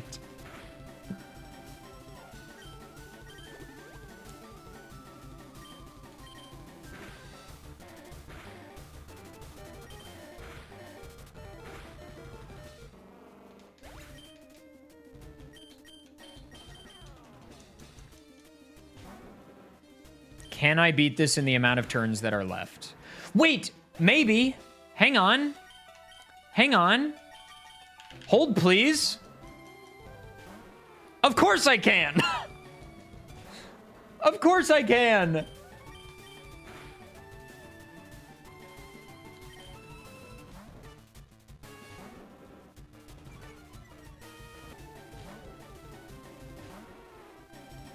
Get Perish Song, buddy.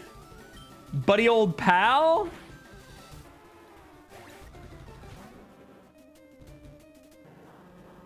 Check plus. Check plus. Who'd have thought? Who'd have thought? Okay, hello from voiceover land. Again, I'm speeding up here, so I'm just gonna do some voiceover. Sabrina and Koga and Erica all took far more attempts than you saw in what I've edited down. Just because I want to spare you all of the decision making and puzzle solving. But basically, I need some good opens here on Sabrina, and then once we get into Alakazam, Lapras can hopefully solo. So I think I just have to body slam and hope for something good. Okay, that's bad, though. That's bad.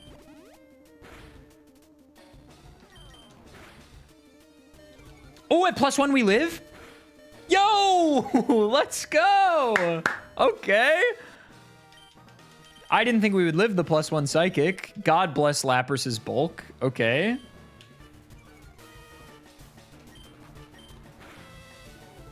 Right, that's neutral.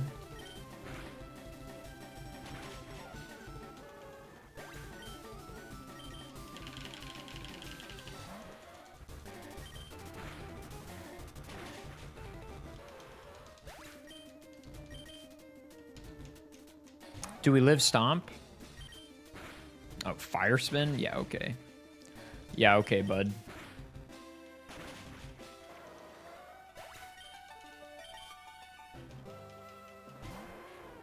Well, and then on Arcanine, assuming I live, takedown, which I don't.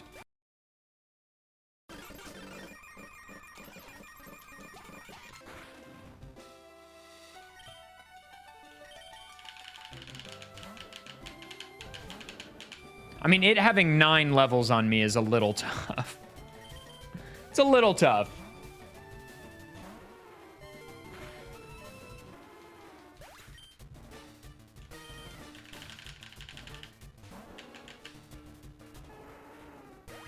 We'll call it a check. I think check plus is possible. In fact, I know it's possible.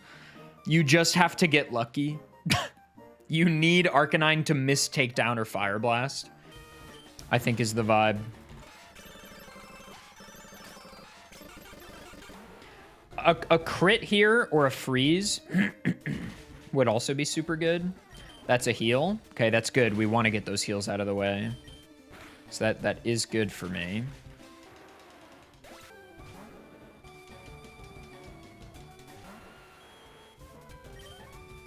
And we hyper Lapras. Yeah, I mean, that was a crit, but it didn't matter. We need a crit or a freeze here, probably. Most likely. Oh, okay. Maybe not. Oh! Look who decided to show up. Okay.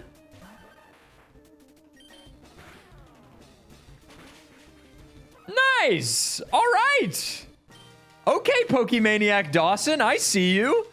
Lowest leveled Pokemon in Victory Road. Literally the lowest leveled team. Dawson really surprised me here. Like, honestly, the fact that he got this many gym badges on a team of just 3, 2 of the spots of which are occupied by a Charmeleon and a Lickitung, all of which are pretty under-leveled.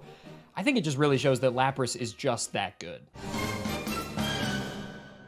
This team feels like it has the highest potential for memes on just, like, every fight. Like, who built this team and why? Alexa, what are you doing? But we've got to start somewhere, so here's Brock and Misty. Meowth, I need you to put in some work, buddy.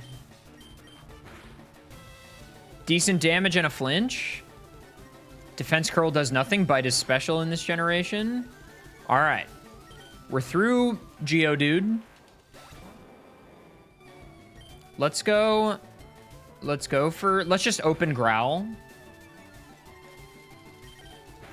I don't think I can switch out at the moment. I have Cute Charm. Oh, we are so back. We are so back. We are so back. Okay. Cute Charm is like, would you like to win a battle? All right, we've got Onyx at -6 attack. That is a check plus on Brock. Okay, Harden we don't love, but once we start damaging, nice crit. There's the super potion. Absolutely massive crit from Seal here.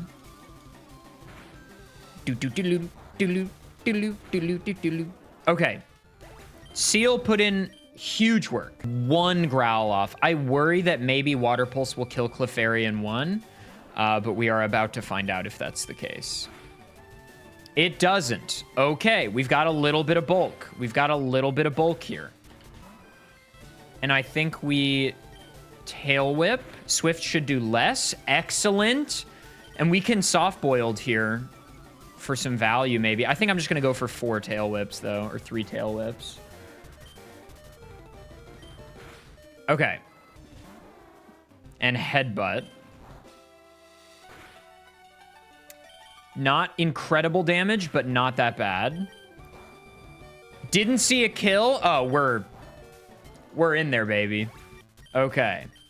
Scratch to finish. Check plus on Misty. Turns out if you just have 5 Pokemon with even okay value, it's fine. I think I said it best. Even if the team isn't that good, having 5 Pokemon on your team is just objectively OP. However, I can tell you now that does not make Surge easy. Seal dies to literally everything, which means these weird ragtag group of normal types have to handle the entire thing. So I think actually Water Pulse is good for us. Yeah, decent damage, and we can bait the heal here. Would have been nice to get it confused so that it would use the full heal, but...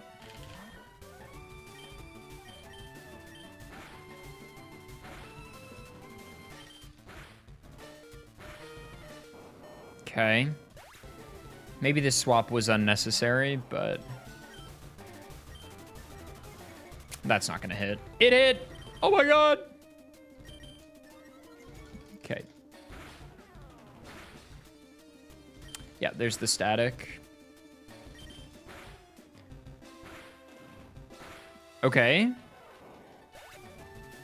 Yeah, big effort from Clefairy there. Who could have thought that Lieutenant Surge's Raichu, which opens double team so frequently, and then as it continues to be missed, continues to use his double team until it gets to +6 evasiveness, would be a massive problem for this team that lacks any good DPS output? Who could have thought? Well, me could have thought. This was absolutely horrible. The only strat I wound up finding that like kind of worked was Chansey is bulky enough to live a lot of Raichu's attacks and then use Soft Boiled to heal itself.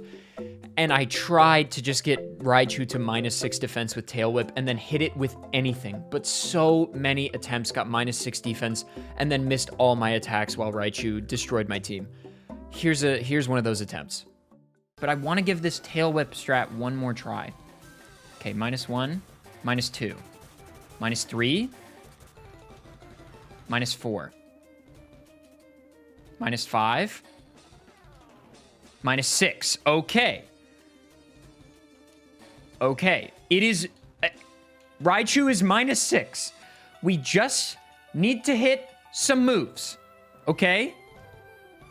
Huge. Oh my god, we did it. Oh my god, we did it. Bless you, Jigglypuff.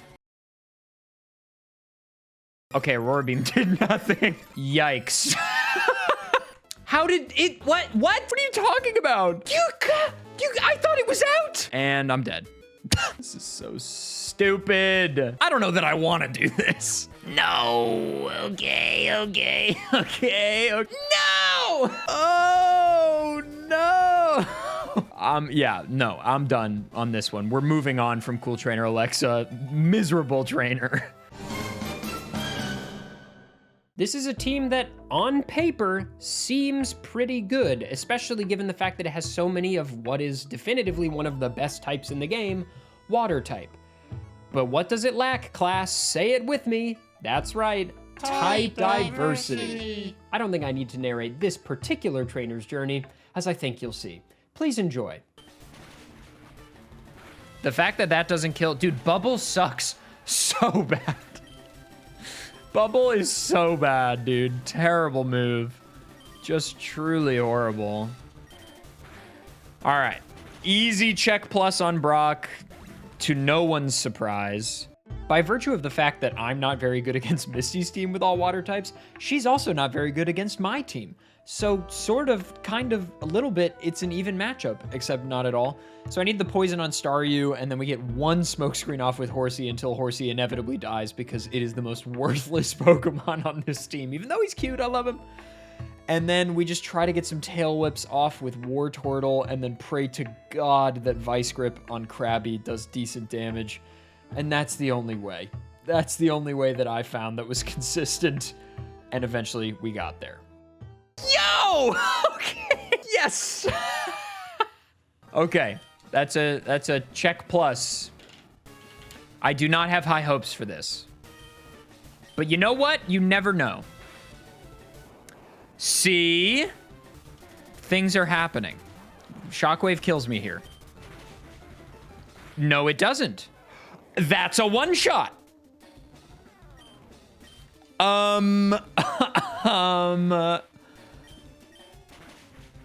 Okay. Okay, it definitely one-shots everything else. Oh, right, Smokescreen won't even do anything. Double team. Get the poison. Oh, wait, he has a full heal. This isn't even actually good.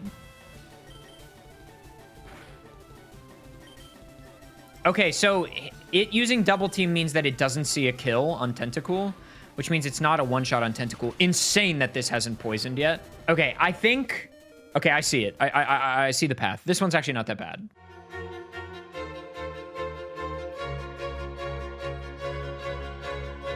Oh, stop. I'm locking in. I missed Hypnosis again. It shatters him again. Stop. Stop it. This is my Joker moment. Ooh! I missed Hypnosis 3 times. Yeah, no. I'm for my mental health, no. Absolutely not, Lieutenant Surge. I hope the next war is your last. Begone, you military-industrial complex piece of shit. Yeah. So let's just not ever talk about Cool Trainer Colby ever again, please. Cool? Cool. Here we are at our final trainer out of 12, Cool Trainer Caroline. Caroline's team is probably my favorite because it looks at teams like Rolando's or George's and it just spits in their faces. At least Brock and Misty should be free, but I bet you can guess where this one dies. Let's roll the tape. I mean, Brock is gonna... Oh, yeah, I forgot about Blaine, dude. Yeah, we're cooked. But you know what? I think we can get past Misty with relative ease, and that's not much you can say about almost all of the trainers in this challenge.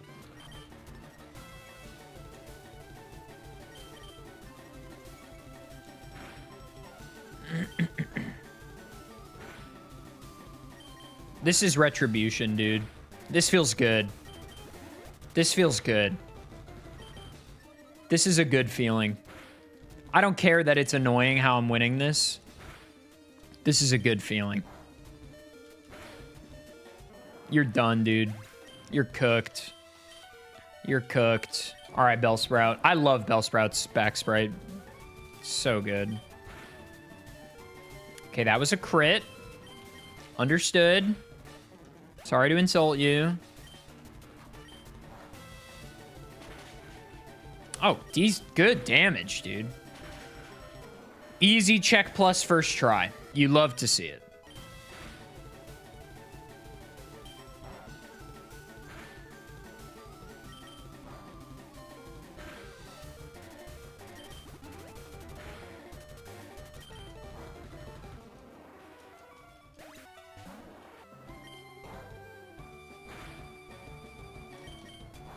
Linke, thank you for the Prime for 2 months, gamer. Appreciate that. Pikachu will stay. Nice pants. Metric Bees, thank you for the 5 gifted. Huge.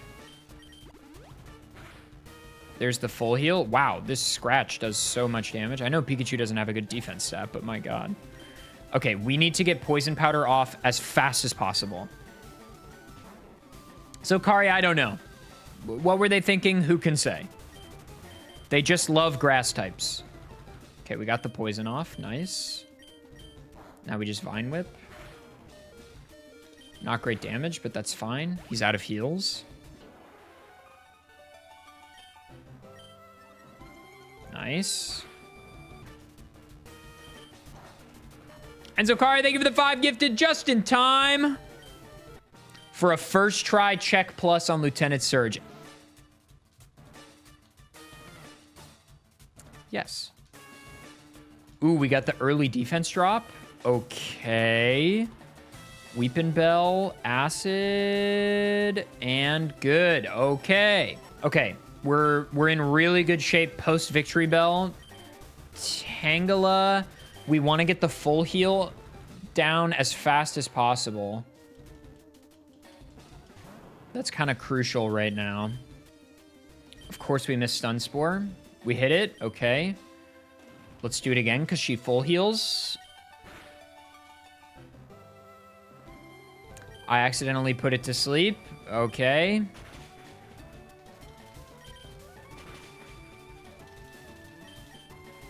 This is kind of a stalemate in a lot of regards.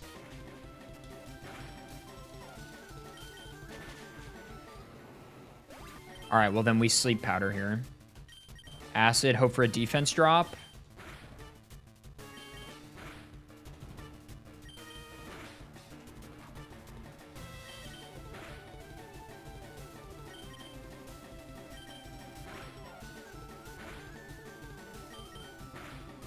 Should be in the bag. Barring anything insane, this should be in the bag. Huge. Okay. Check plus on Erica, and that was what, like 4 attempts maybe? 4 or 5 attempts? Nice. Wait, hang on. She got past Erica? How? Okay, well, how about Koga? Nice miss. Nice miss. This is gonna suck. I have nothing to hit them with. Like, nothing. Slash crits are, like, my best opportunity.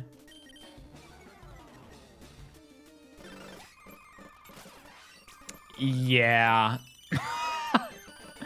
Do we outspeed? No. Yeah. Oh, don't miss that. Oh, stop it.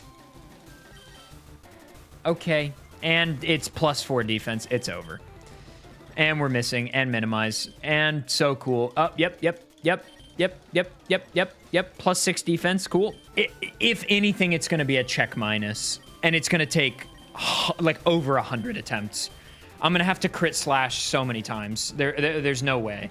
We just get walled by Sabrina immediately after this. And then if we get past that, we get walled by Blaine. Okay, yeah. Yep, that's more like it. Okay. You know how I said that Cool Trainer Caroline was the last trainer? Yeah, so I made a mistake that we need to talk about. There's one more guy, and we need to talk about him. We need to talk about... So I was actually going to do Juggler Nelson's bit way earlier in the video. There was a segment that I was going to do. I had a whole bit planned. And then I realized while I was filming it the other day that there was something wrong with it. Juggler Nelson's team is 2 Kadabras and a Hypno and a Drowsy, which means at the beginning of the game, he has 2 Abras and 2 Drowsies.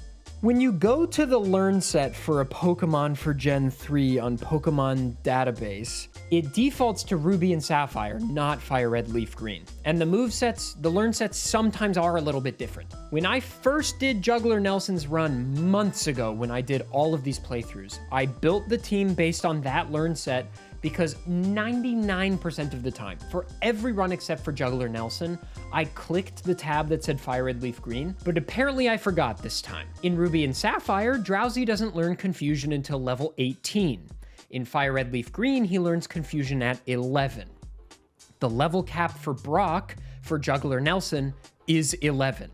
So I thought that Brock was unwinnable. This was Brock's one massive W. The only way you could get through Brock with Juggler Nelson is if you got him to struggle or you crit pound literally a million times because, okay, Abra is a good Pokemon. Abra has incredibly good special attack and decent speed, but he has no moves. He only has teleport. That's his whole thing.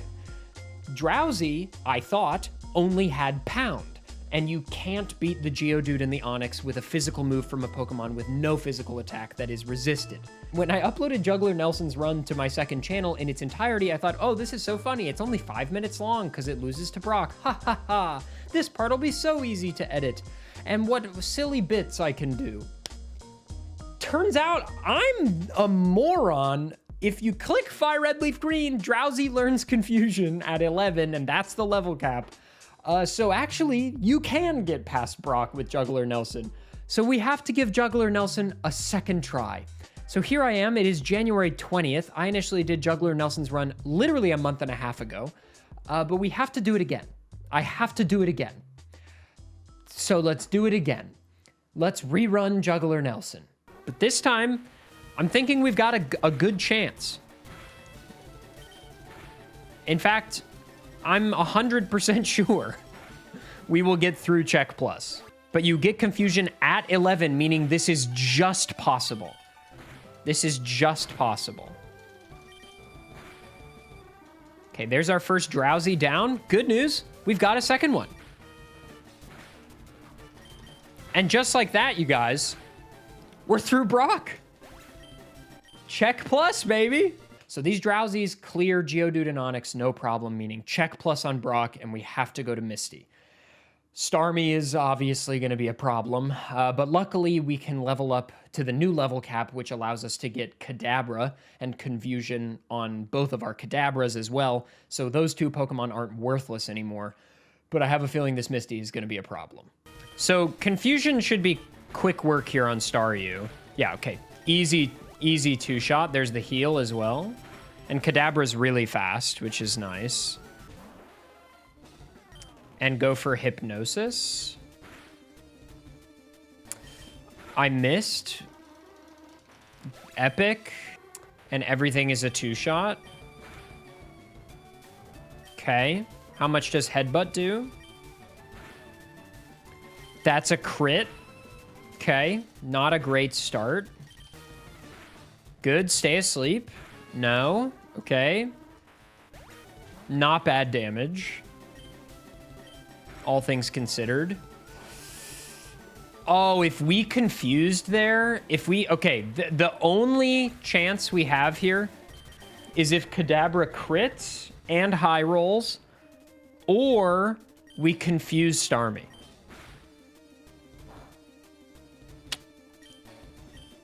Okay, this is technically winnable. Dude! Oh my god! She wakes up immediately every time! Are you kidding me? And I missed Hypnosis again. I somehow lived 2 Swifts. Can a homie get a crit? Can a homie get a crit? Guys, good news. If I just crit Confusion twice and never get confused myself, this is winnable from here. Oh, so that is actually really bad.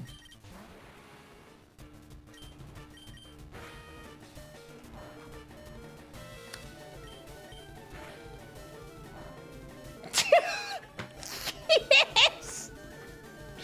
Yes, dude!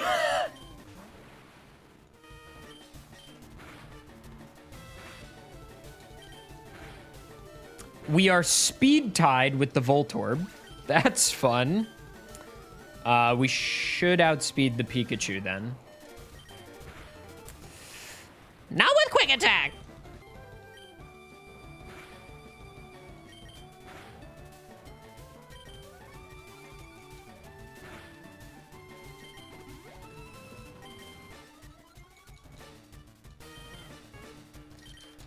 It's the Lieutenant Surge blender, dude. Somehow, we're fine. Somehow we're fine. Okay.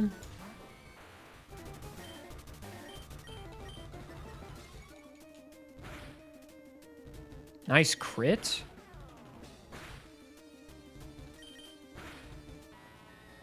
Okay. Free as they come.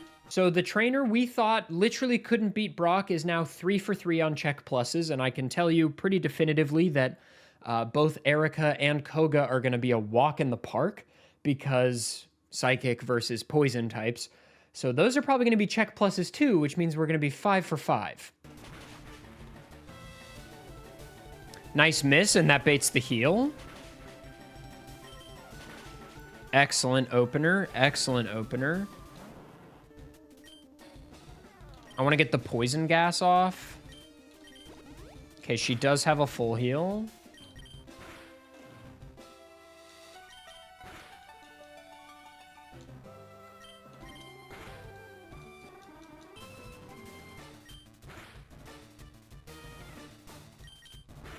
Okay, it's just Kadabra all the way, baby. It's just Kadabra all the way. I mean, nobody's shocked by that. Drowsy is really bad, and Kadabra is genuinely solid. Check plus on Erica. Easy peasy. Presuming no memes on Muck.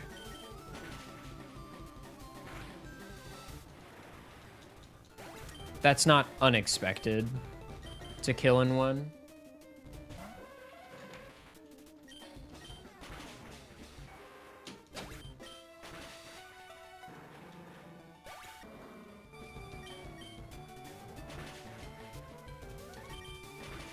Nice. Check plus on Koga. We're chilling. Surely Sabrina is where this dies, right? I mean, like, there's no universe where Juggler Nelson gets past Sabrina. It's just a bunch of psychic types, and all of the psychic types are objectively better than ours. There's no way, right?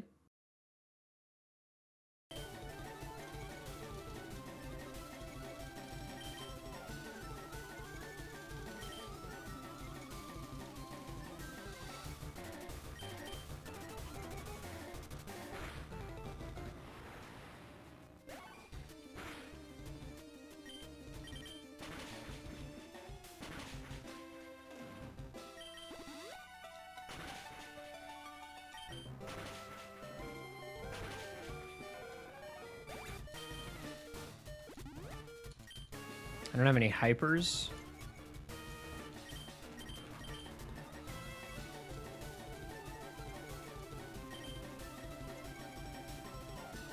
That's +5. +6.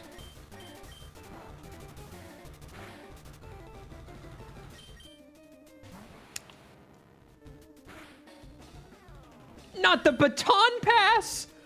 Not the baton pass, bro.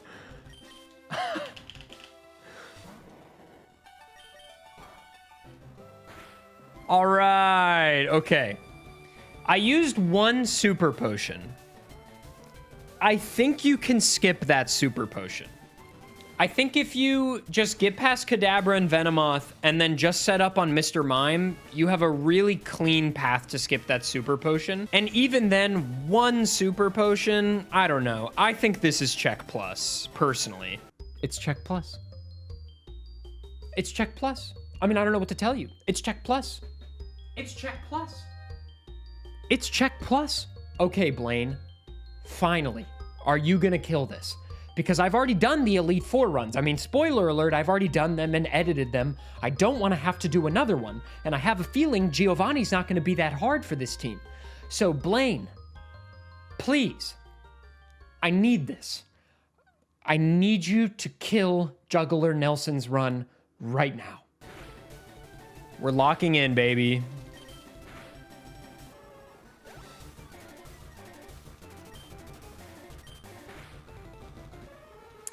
Yeah, Fire Blast is a bit of a problem. Fire Blast is a bit of a problem. We may need to teach Calm Mind and Set Up.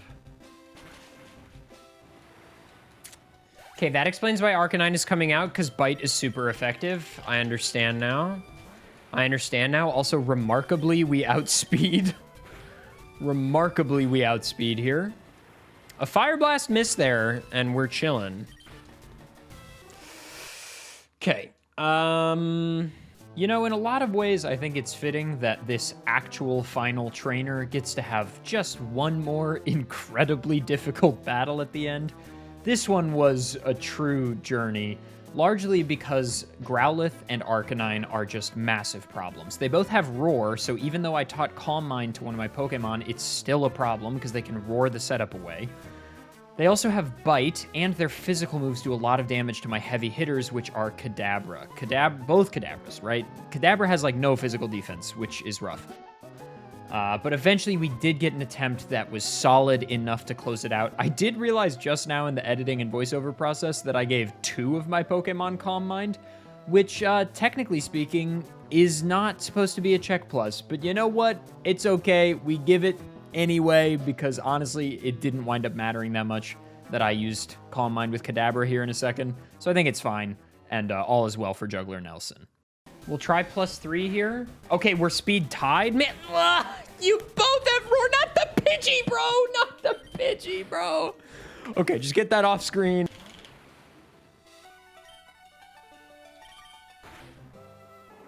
Okay.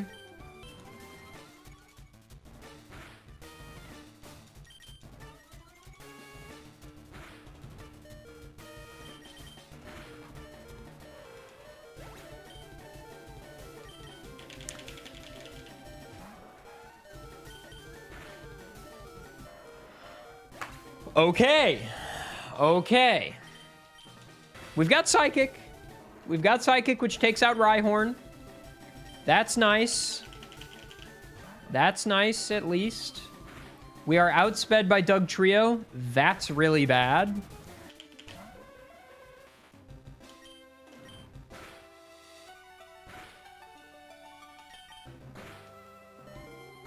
Nice low roll. Okay.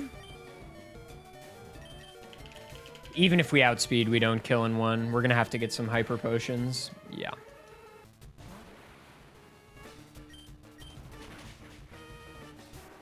Okay, Kadabra kills that in one. Do we outspeed Nidoking? Yeah, for sure. That goes down in one as well. Hang on, I may have to reshoot the entire video. Dude.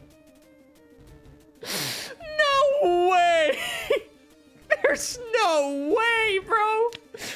There's just no way, dude. The trainer who, upon initial visit, I thought literally wouldn't get a single badge, is now walking away with 8 badges. And not just that, it's 8 check pluses, meaning that Juggler Nelson has firmly, 100%, no questions asked, earned his spot in Victory Road. All right, well, that was truly our last trainer of all of the 12 trainers in Victory Road, which means we need to now do the Elite Four. All right, after playing through all of Pokemon Fire Red with all 12 teams found in Kanto's Victory Road, I can tell you that 5 of them have earned their spot in Victory Road, which honestly is more than I thought it was going to be. That kind of goes against what I thought my whole life, that none of them would earn their spot, or maybe 1 or 2, but 5 is pretty good. Now, of course, of those 5, 3 have only definitively, absolutely earned their spot beyond question, so much so that we're going to take them through to the Elite Four. Heading into the Elite Four, let's go ahead and start with Juggler Nelson first, since we just discussed his team, so you shouldn't need a big refresher on what he's got going on. First of all, since the lore behind Victory Road is effectively that the trainers in there are training there because they've already failed an attempt at the Elite Four or just aren't ready for their first attempt yet, I'm going to take this opportunity to fully fix all 3 of these teams. Presuming that all of these trainers would be putting their noses to the grindstone in Victory Road and grinding their teams up, getting better moves, finally evolving their unevolved Pokemon, we can take a look at Juggler Nelson's team and see that it is actually okay now. Instead of a Drowsy and a Hypno and 2 Kadabras, we can assume that Juggler Nelson found some friends and was able to get his Pokemon evolved via trade. So he's got 2 Alakazams, a Hypno, and of course he finally evolves his other Drowsy into Hypno. Worth noting that I'm going to use the same level cap system I used for the gym leaders for the Elite Four members. I'll use the same constant of proportionality against each E4 member's ace Pokemon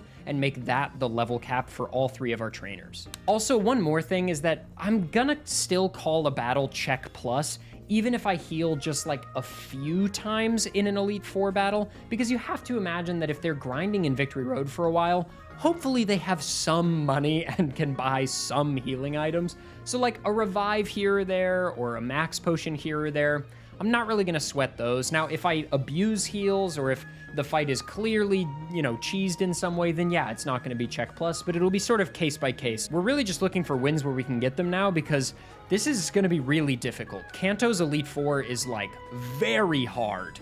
And I don't know that any of these 3 teams are like fully equipped, and also we're going to be really under-leveled, so it's going to be a real miracle if any of these 3 teams are able to pull through not just all 4 Elite Four members, but also the champion fight. With that though, let's see how Juggler Nelson's Elite Four attempt went, and whether or not he could beat even one of the Elite Four members. Lorelei, try 1. We're going to Light Screen, we're going to Calm Mind. We're gonna go +2 here. We'll go +3 if you'll let me. And then we just... Wow, you live that.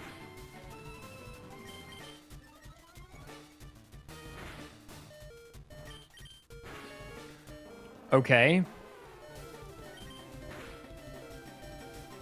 Lapras lives... That's nuts, bro. Yeah, okay, so it is a damage roll, but still, that's nuts. Cloyster has high physical defense, should die here. Good. Slowbro is a bit of a problem. Shockwave takes it. Excellent, so Shockwave pulling value here.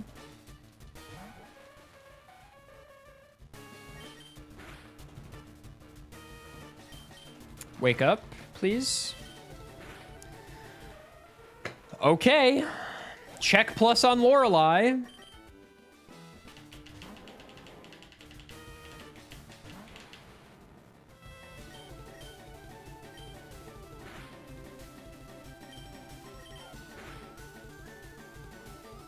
Ooh, nice miss.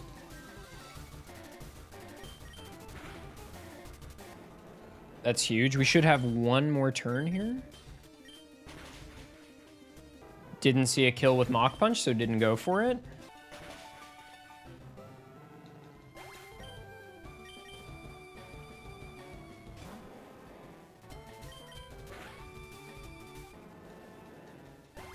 Does Machamp go down in 1?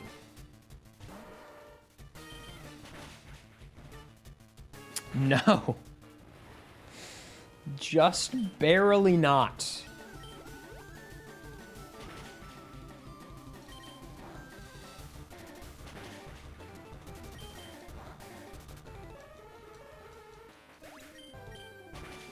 It's like I'm not missing anything. All right. Shadow Ball is absolutely physical.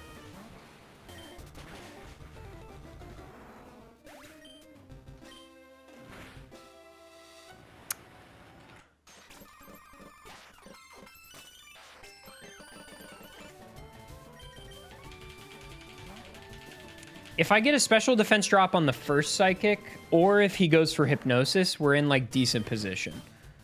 Okay.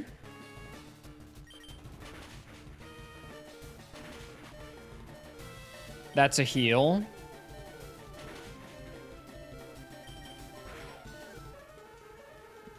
I think it's 1 in 4 to go for Hypnosis at the start here. Please just kill. Yes, okay. Do I outspeed here? Probably not. Probably not, dude. Well, actually, it's a level lower than Gengar. Yeah, I should. Yeah, okay. Okay, check plus on Agatha. Surprising no one, Lance turned out to be a huge problem for this team. His team is really physically powerful, and our team really lacks physical defense. Alakazam and Alakazam are our two biggest hitters by a mile. Hypno just does not have the same value, not even close. And Alakazam, like, both of them go down so easily to so many of Lance's moves, which is obviously a huge problem. But eventually I got a very lucky run that at least got me to the level 60 Dragonite, which didn't exactly win the whole thing, but it's something. Hang on. We are now on the next wall, the level 60 Dragonite, which also has Hyper Beam. Hang on. Yeah.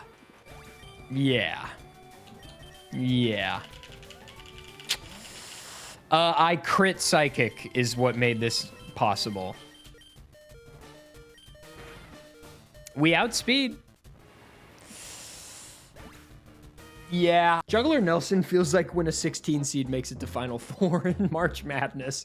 It's like, this wasn't supposed to happen, but, you know, we're still happy you made it here. Like, we all knew you wouldn't win, but it's pretty exciting that you made it here nonetheless. You know, it's a victory in a sense, right? Right? It's unfortunate, but Juggler Nelson's Cinderella story ends here.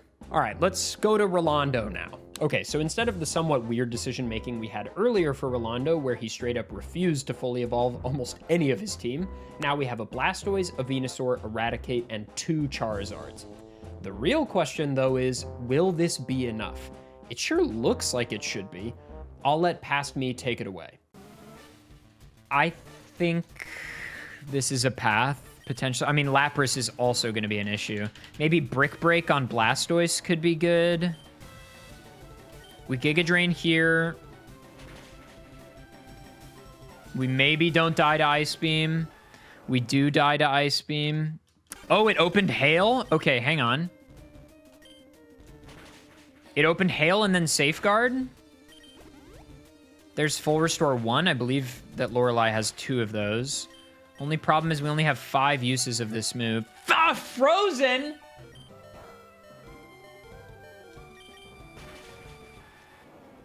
I really thought this team full of starter Pokemon would have a really solid chance, but there are a couple of problems. First of all, the level cap is just really rough. I think this might be possible if instead of doing the level cap the way I've been doing it throughout the video, you matched Lorelei's levels instead, then this should be doable. I also tried for all of these Elite Four attempts to make movesets that could possibly be created from where the trainers were already. If you didn't have that restriction and maybe were a little bit more loosey-goosey with, you know, what the movesets are, you could create a really broken version of this team. But Lorelei's team really hard counters ours, which is really unfortunate. We just don't have a great answer for water type plus ice type. It's unfortunate, but it is what it is. I think Bruno winds up being really easy. Agatha maybe is not a huge problem, but Lance walls this team anyway, especially based on the level cap, so it is what it is. This doesn't give me a ton of hope for George's run, I'm gonna be honest, given that his team doesn't have the same gravitas of starter line Pokemon that Rolando's does, but I'm really hoping George is gonna prove me wrong. Maybe light screen opener is not such a bad idea.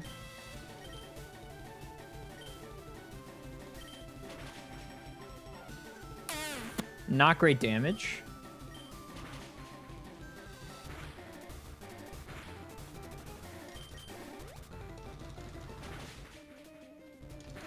Good range. This should kill. Nice.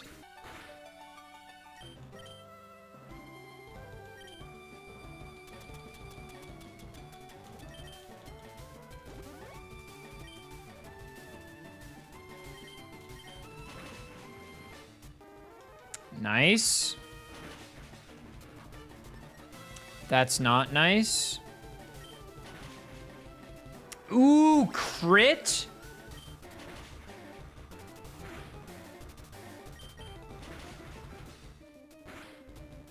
Electrode soldier, thank you for your service. It's not thick fat, it's water absorb, bro.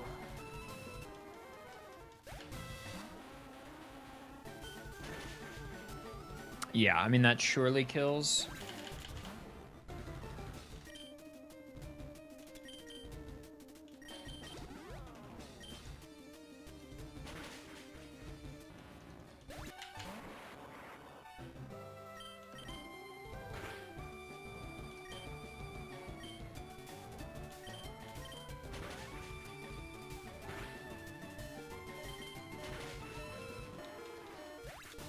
Jinx. We have Arcanine in the back.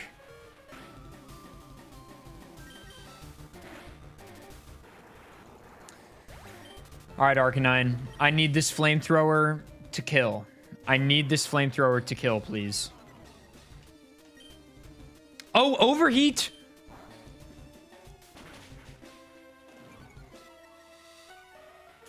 Yes. Yes, yes, yes, yes, yes. Yes, yes, yes, yes, yes.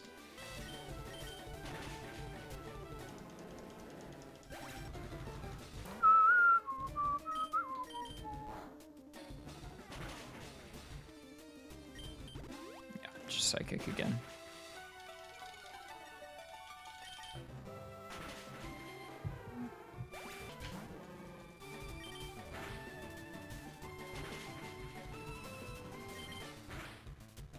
Really? No heal. Okay.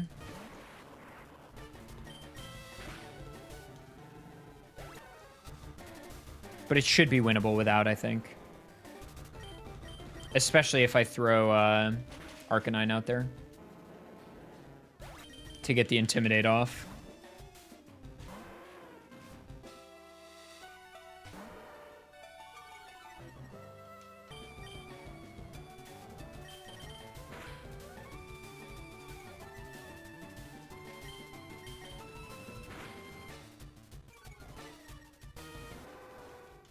Two down, baby.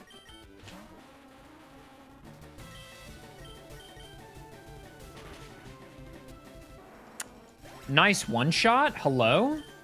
This is Intimidate. Never mind. This is a bad idea to switch here. I should have stayed. It might still two shot, actually.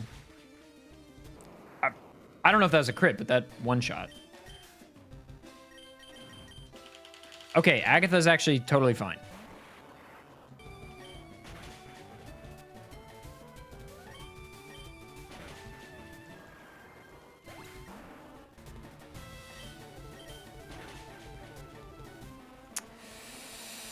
Oh, that one shots. Okay.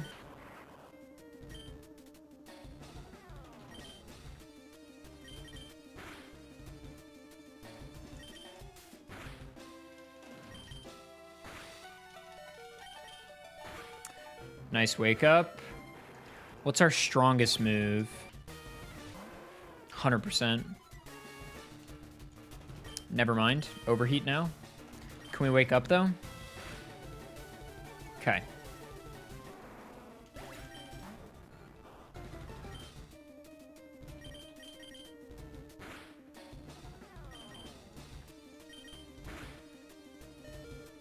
Good God, dude. That does so much damage. Holy.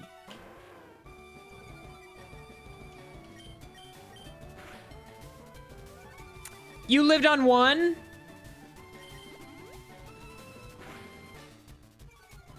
There's simply no way.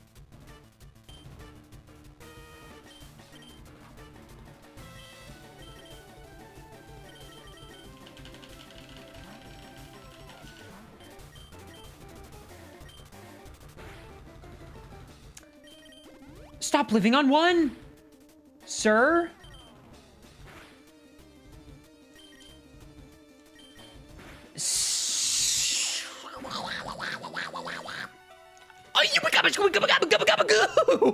Are we gabagooing? Are you kidding me?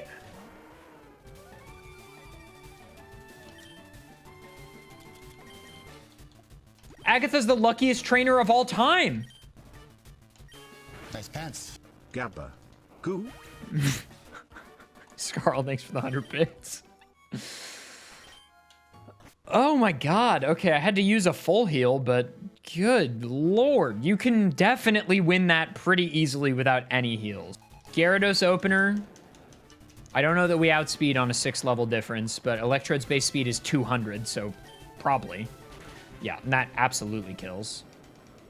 Good.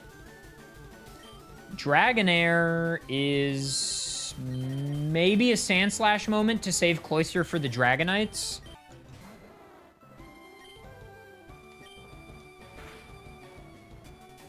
Yeah, okay. Hyper Beam, sure. Rinse and repeat, baby. If it ain't broke, don't fix it. Outrage does a good chunk. We can heal stall that, though.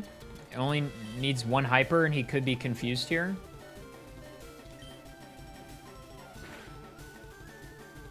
Nice. Nice. Okay, good job, Sand Slash. Dragonite is going to be Cloyster.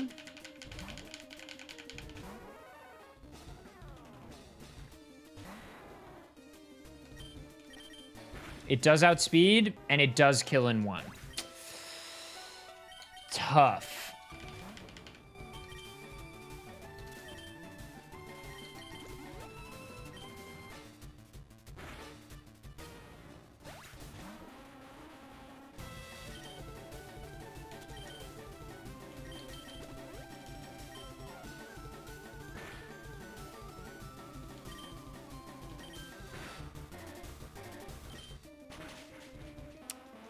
Snapped out of confusion in one turn.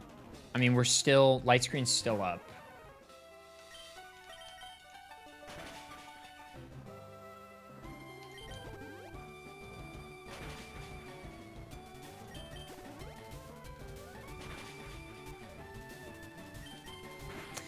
Oh, the light screen wore off. I didn't see.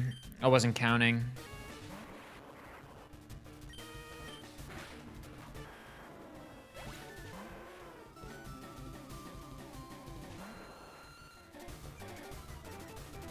Cloyster maybe lives in Ancient Power. Maybe that is the wave.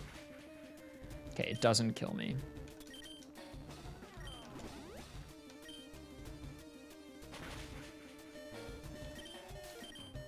Okay, it does outspeed.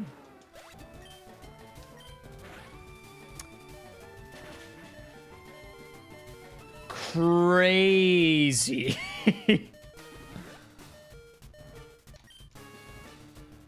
You outspeed me? I mean, I guess you do have like 120 base speed. Hyper Beam kills me for sure, but that's GG.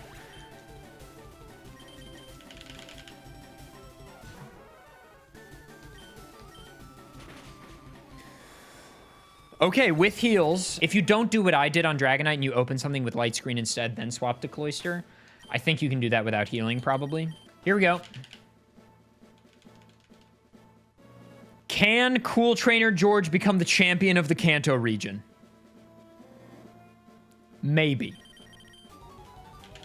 I think our matchups are actually decent. First of all, banger song. I think our matchups are decent. The level gap is really rough, but I think our matchups are decent. We outspeed. That's a 2-shot. Comfy 2-shot. Easy first poke. Okay. Rhydon's out second. If Cloyster outspeeds, that's a free one. Alakazam is probably the biggest single problem.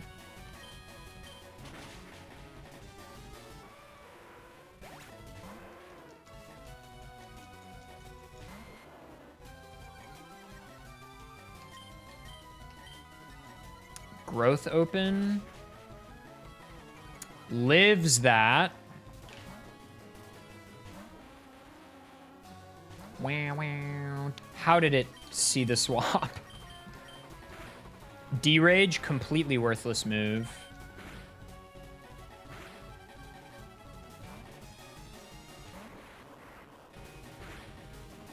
We should outspeed. Good. All right, Zam. Okay. Okay. Thank you for your service, Electrode. Literally the MVP of this entire Elite Four. And then Earthquake. Oh, it has Reflect. Okay. This is a 3-shot. That special defense drop is really rough. Oh, it went Future Sight. Okay. I'm going to Flamethrower here. Okay, did full restore. But that's fine, it's a 2-shot. Get those full restores out of the way. We live that. Sunny Day, huge for me. Not so huge anymore, because Arcanine is coming out in the back.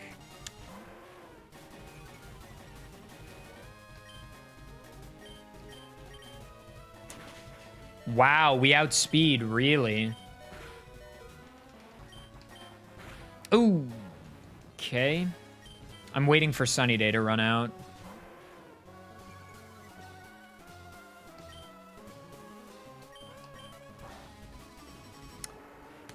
No way! No way, dude! Oh, Chlorophyll. Yeah, true. Sunlight faded? Please live? Okay, we lose. Okay, so first attempt we lose, but luckily I think I'm starting to see the path now. I see the line I need to take, I just need to execute. Okay, once more with feeling. Thunderbolt. Hit through Sand Attack. Nope, impossible challenge. It can't be done, whatever. Click Surf. Profit. Maybe it's worth getting a Spikes off there. Venusaur. Growth or Sunny Day opener. Either one is really good for us.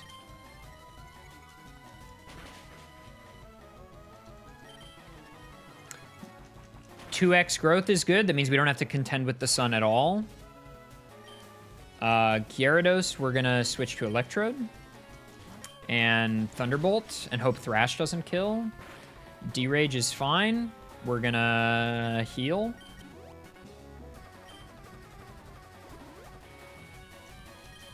Thunderbolt.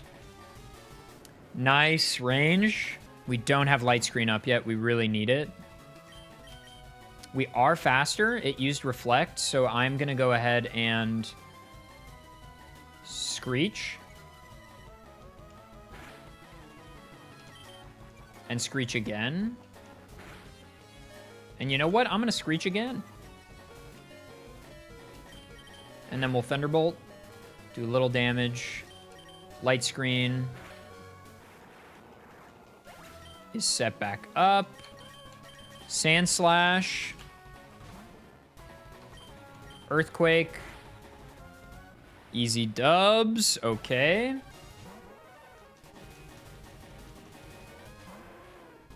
Eat the Intimidate. Surf. We should live that.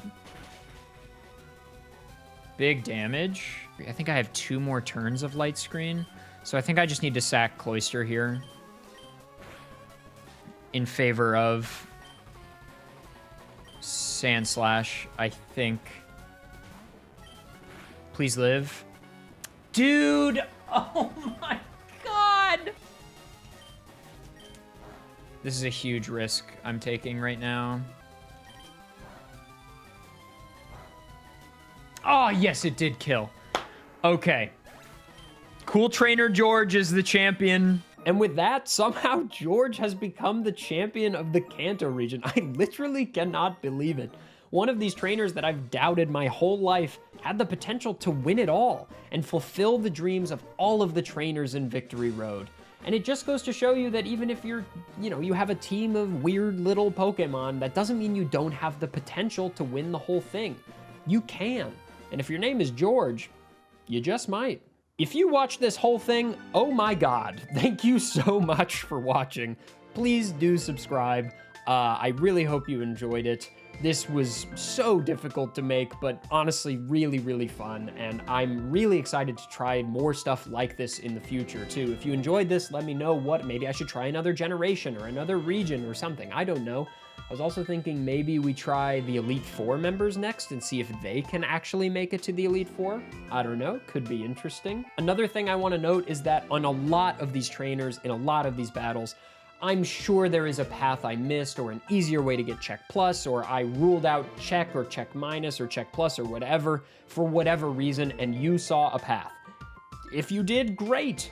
Feel free to try this challenge at home and see if you can do better. I would love to see in the comments examples of people being like, hey, I just got Check Plus with Ray and Tyra's team on Giovanni. You'll never believe it. Here's the line. You got to use this, this, and this.